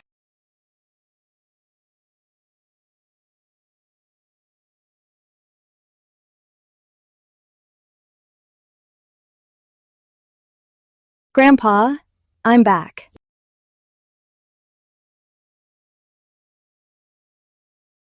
Olivia is back. Grandpa, how are you feeling now? Olivia, Grandpa is afraid I'll be playing chess with your grandpa soon. Olivia, are you and Ethan really over for good?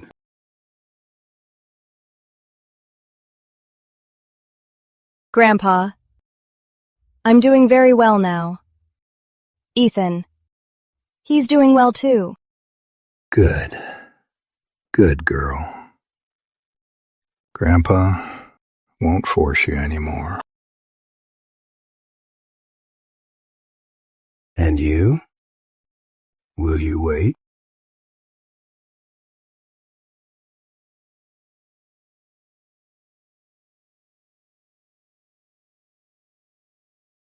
I will. Good. You two are both so stubborn.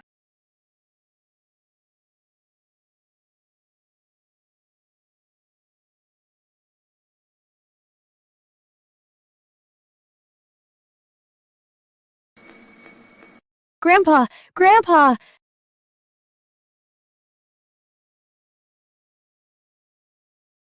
Grandpa! Grandpa! Grandpa left us. After asking about his final concern, and hearing mine and Olivia's stubborn replies, he passed away peacefully.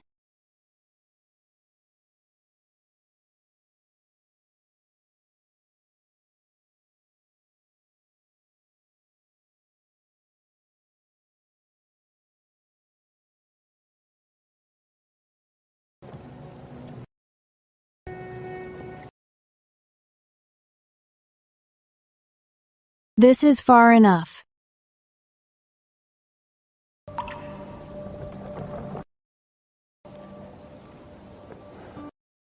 Where to next? Geneva first for an important meeting. Then I'm stationed in Africa. There are border conflicts there.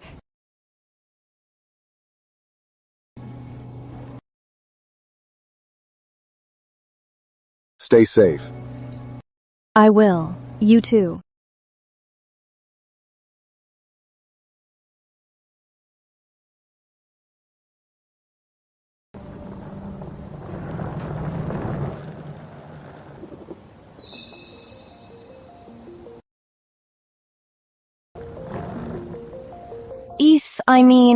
If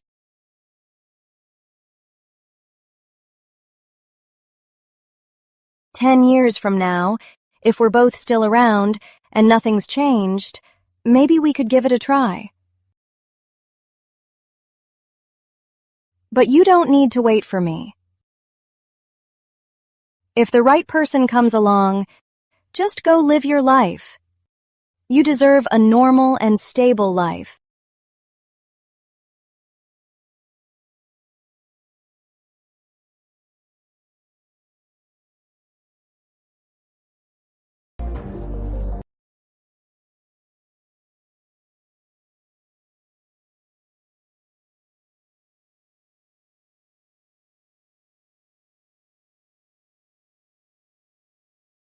Ethan, same place tonight?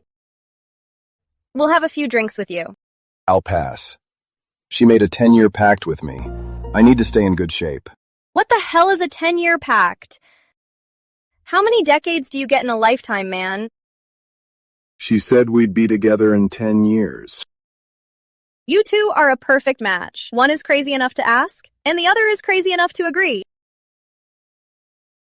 She's worth the wait.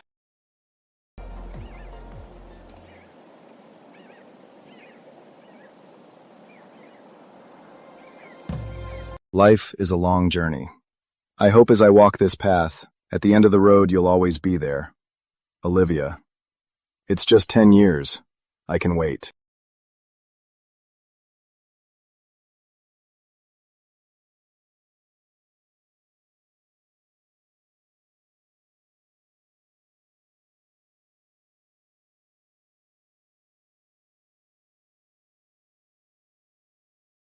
What are you doing here?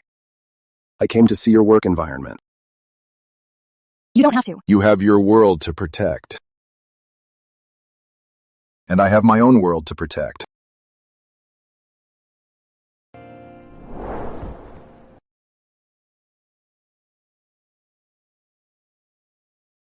I missed you.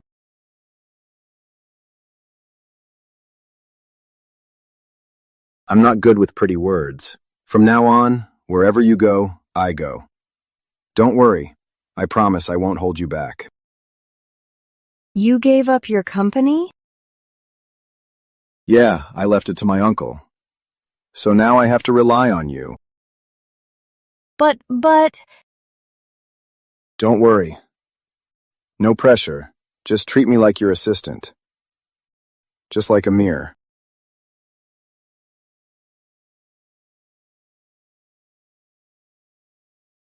Grant, fighting broke out in the war zone again. Both sides want to negotiate. We need to head there now.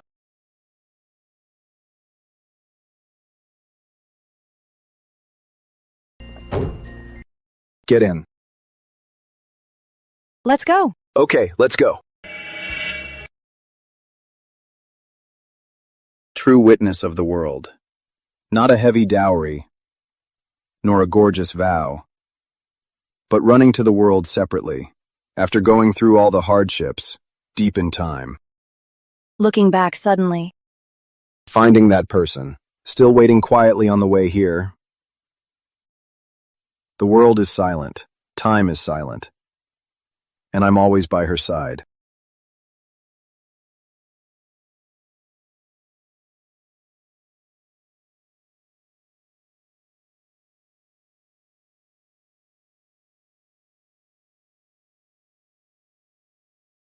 My dear Olivia, when you read this letter, I'll already be gone. I've fought in wars and served my country.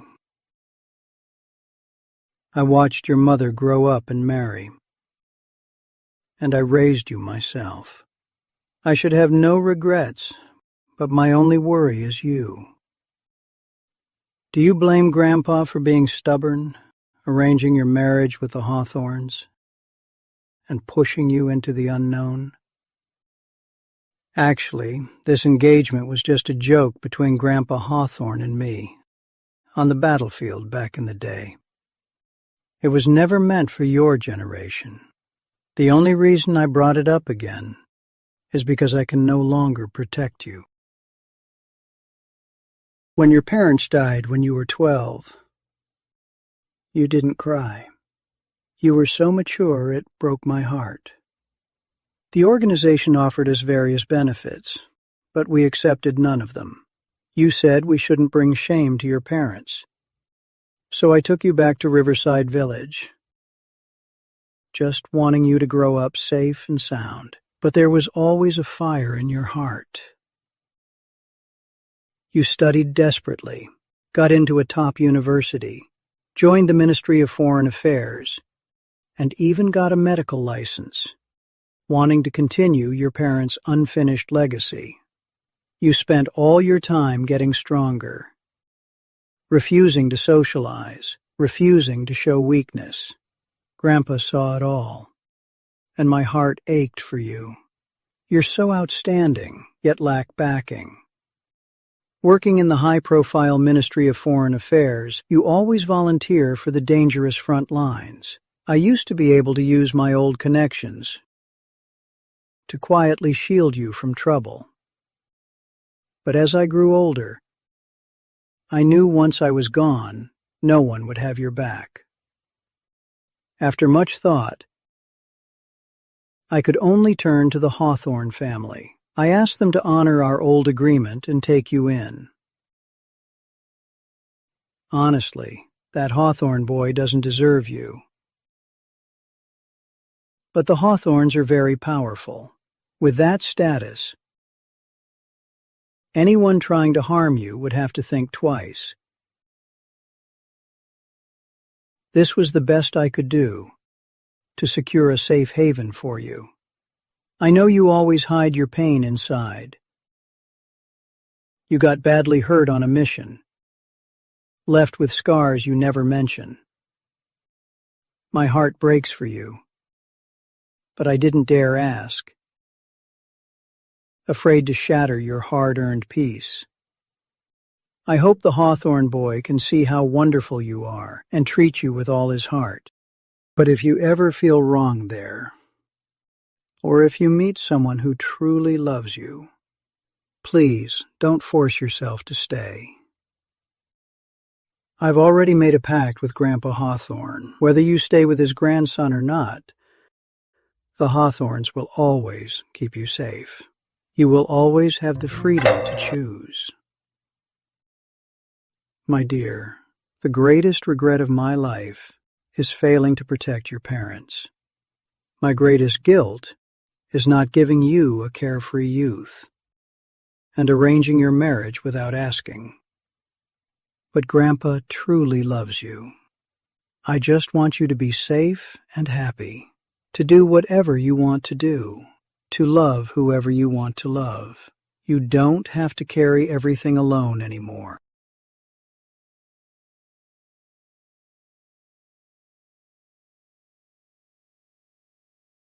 Grandpa's tired now, so I'll stop here.